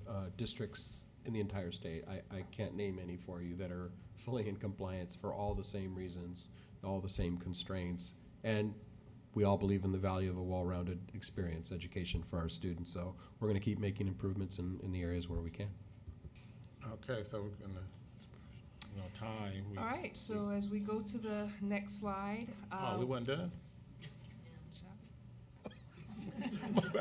I thought we was Sir? done. Okay, well, sorry. Sorry. Okay. It's an obligation by districts It to is present the re- reports yep, during the month we- of October. So This is a part of the state requirement. Did it say it had to be oral or written? We must go through the presentation. I'm going to go as efficiently as possible. So as we also look at the corrective action plan, so remember this section of the presentation is looking at the areas where we were in corrective action and where the progress towards that. So part of that is a local performance assessment. This requirement was waived because of the pandemic in 2021. And during the 21-22 and 22-23 school year, we adopted curriculum in math and language arts, K-12. And because of our new adoptions, we were not in compliance in 22-23 school year, but we did recommend to teachers to do assessments tied to those curriculums. So for the current year, we will come back into being in compliance as we have an assessment calendar indicating when those assessments will take place and need to be given. So next year, this time when we do this report, it will be an area where we will be in compliance. Next slide. And as we go there, when it comes again to the instructional materials adoption was another area where we were out of compliance and in corrective action.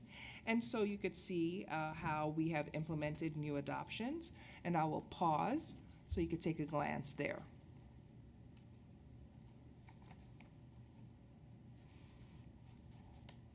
And these corrective action plans were approved by the state, and we are moving in accordance to that plan. Hold on, I'm gonna just make one quick comment. Yes, sir. When you guys use the state as a reference point, Yes, sir. you know, and especially when they give like, you know, recommendations on stuff, it's hard for me to really put any validation behind that because they also recommend a QEM too, and they don't do that. So I'm just putting that out there. Yes, yes. And so part of the action planning process is us coming up with our deliverables and then sharing that with the state and the state then approving that. So next slide, we could look ahead at compliance for 23-24 school year. And there are some new revised rules. Yep, there we go. And so the rule regarding health services was last revised in 1996. The revised rule will be in effect for the 23-24 academic school year and will first report on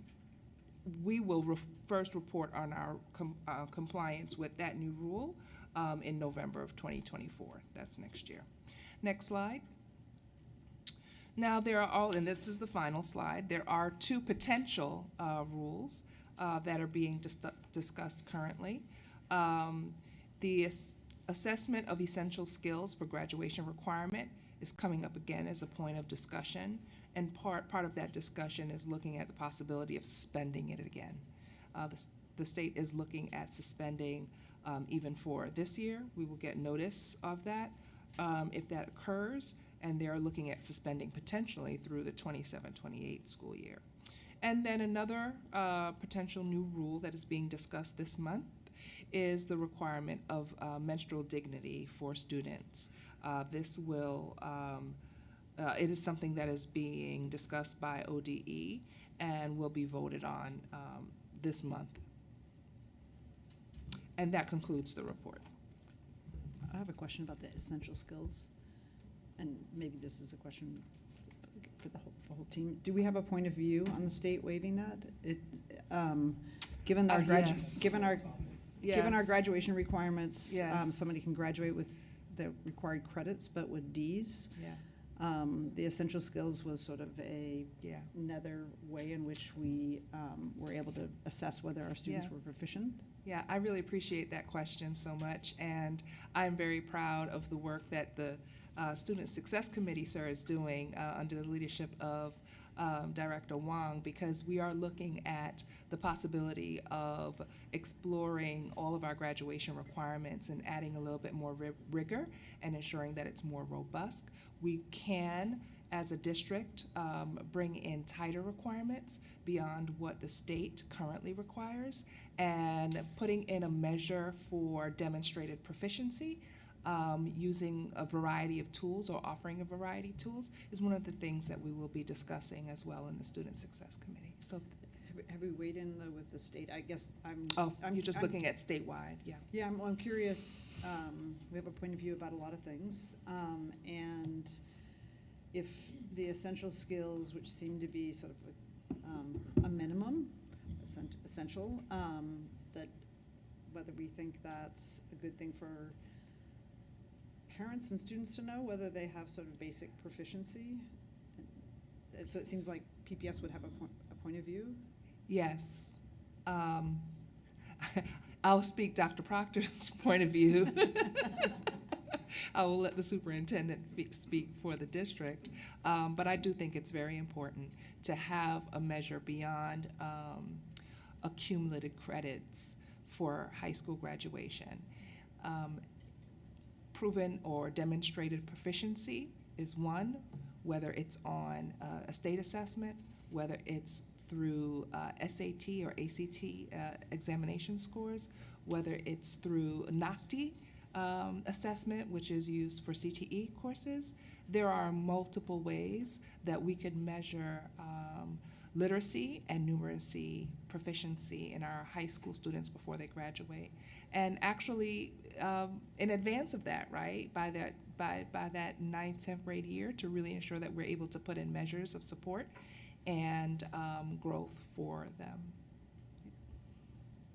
Yeah, we'll be tracking the conversation with the state board. I think Dr. Proctor sort of called out there's multiple tools or avenues or options we can say as a school system is a way to demonstrate you have the proficiency, the level of skills at a minimum that you should have. So, you know, it'll be a great conversation for our success committee. And again, it kind of points back to the conversation overall with this report is, you know, there's regulations around what the experience should look like and ways that we're held accountable for those things. And then we've got to be able to deliver on the experience and the supports to make sure every one of our students can pass those exams or ways of demonstrating the proficiency. So, you know, it goes back to the trade-offs conversation. So how are we done with the presentation? I'm sorry? Now we done with the presentation? Yes, sir. All We're right, thank you. concluded. That was great. Thank you. Yes. All right, so we're gonna move to the first reading. Next, we have the first reading of revisions to 5.10, 0.025, diversity and employment policy, formerly named the affirmative action policy, and 2.20.020-P, naming school district policy, property policy. Director Brim Edwards, would you like to introduce these? Thank you, Chair Hollins. So we have, as you mentioned, two policies which are having their first reading, which is really an introduction. So these were both policies that came before the committee. We had several meetings in which we discussed them. The policy which was previously named the affirmative action policy has been renamed. It's now the diversity and employment policy. There were some changes that the legislature made in terms of the passage of the Minority Teacher Act, and also some additional changes the legislature made. So we incorporated those, but I think importantly, we had lots of discussion in the committee. We actually substantially rewrote the intro to it. I want to thank the board members who contributed to that. So that was recommended by the full committee for a first reading. And then the second was a revision to the school district naming school district property. And it did a couple of minor things. There was a major rewrite to this to this policy in 2018. And some additional changes that are being made is that there's sort of a clear, if we get a petition, that we have a clear decision by the board or whether to proceed or not. Also, we, in response to the superintendent's raising the question about resources, have added a section relating to if there's resources needed, that certainly we'll take that into consideration in the superintendent's guidance on that. So that was also came out of the committee with a recommended for the first reading. And I think that's back to you, Director Hollins, or Chair Hollins, unless you want me to read the next portion. They're going to be, I'll go ahead. They're going to be posted on the board website. There's a 21-day public comment period. We'll also have opportunities in the next two policy committees that if people want to either comment or have changes to them, that they could come to the policy committee and we'll consider them. And then we'd have a second reading on the revised policies at either the November 7th meeting or a subsequent meeting. Thank you. All right, next is the consent agenda. The board will now vote on the consent agenda. Board members, are there any items you would like to pull for discussion? We will set those aside for the next time we meet, and then what we will do is we actually will put them on the open agenda at that point. Ms. Bradshaw, are there any changes to the consent agenda? Yes. Resolution 6772, the expenditure contracts, and 6773, the revenue contracts. There were a handful of them where the responsible staff member was changed to Dr. Proctor. Those are posted. It wasn't a change in dollar amount, just the responsible No, none of party. the contracts that are on there, or any of the dollars, or any of the descriptions, none of that changed. The only thing that changed was in the column was responsible staff. Okay. Board members, is there any items you would like to pull? All right, do I have a motion and a second to adopt the consent moved. agenda? All right. Second. So, Director Scott, motion, Director Julie Brim Edwards, second. Is there any board discussion on the consent agenda? All right, hearing none. The board will now vote on resolutions. We don't do public comment. Okay. The board will now vote on resolutions 6753 through 6754. All in favor, please indicate by saying yes. Yes. Yes. Yes. All opposed, indicate by saying no. Student Director Silverstein. Yes. All right. No abstentions. The consent agenda is approved by a vote of 7-0, with Student Director Silverstein unofficially voting yes. All right, we are adjourned. This meeting is adjourned. Next regular meeting of the board will take place November 7th. Almost by 9.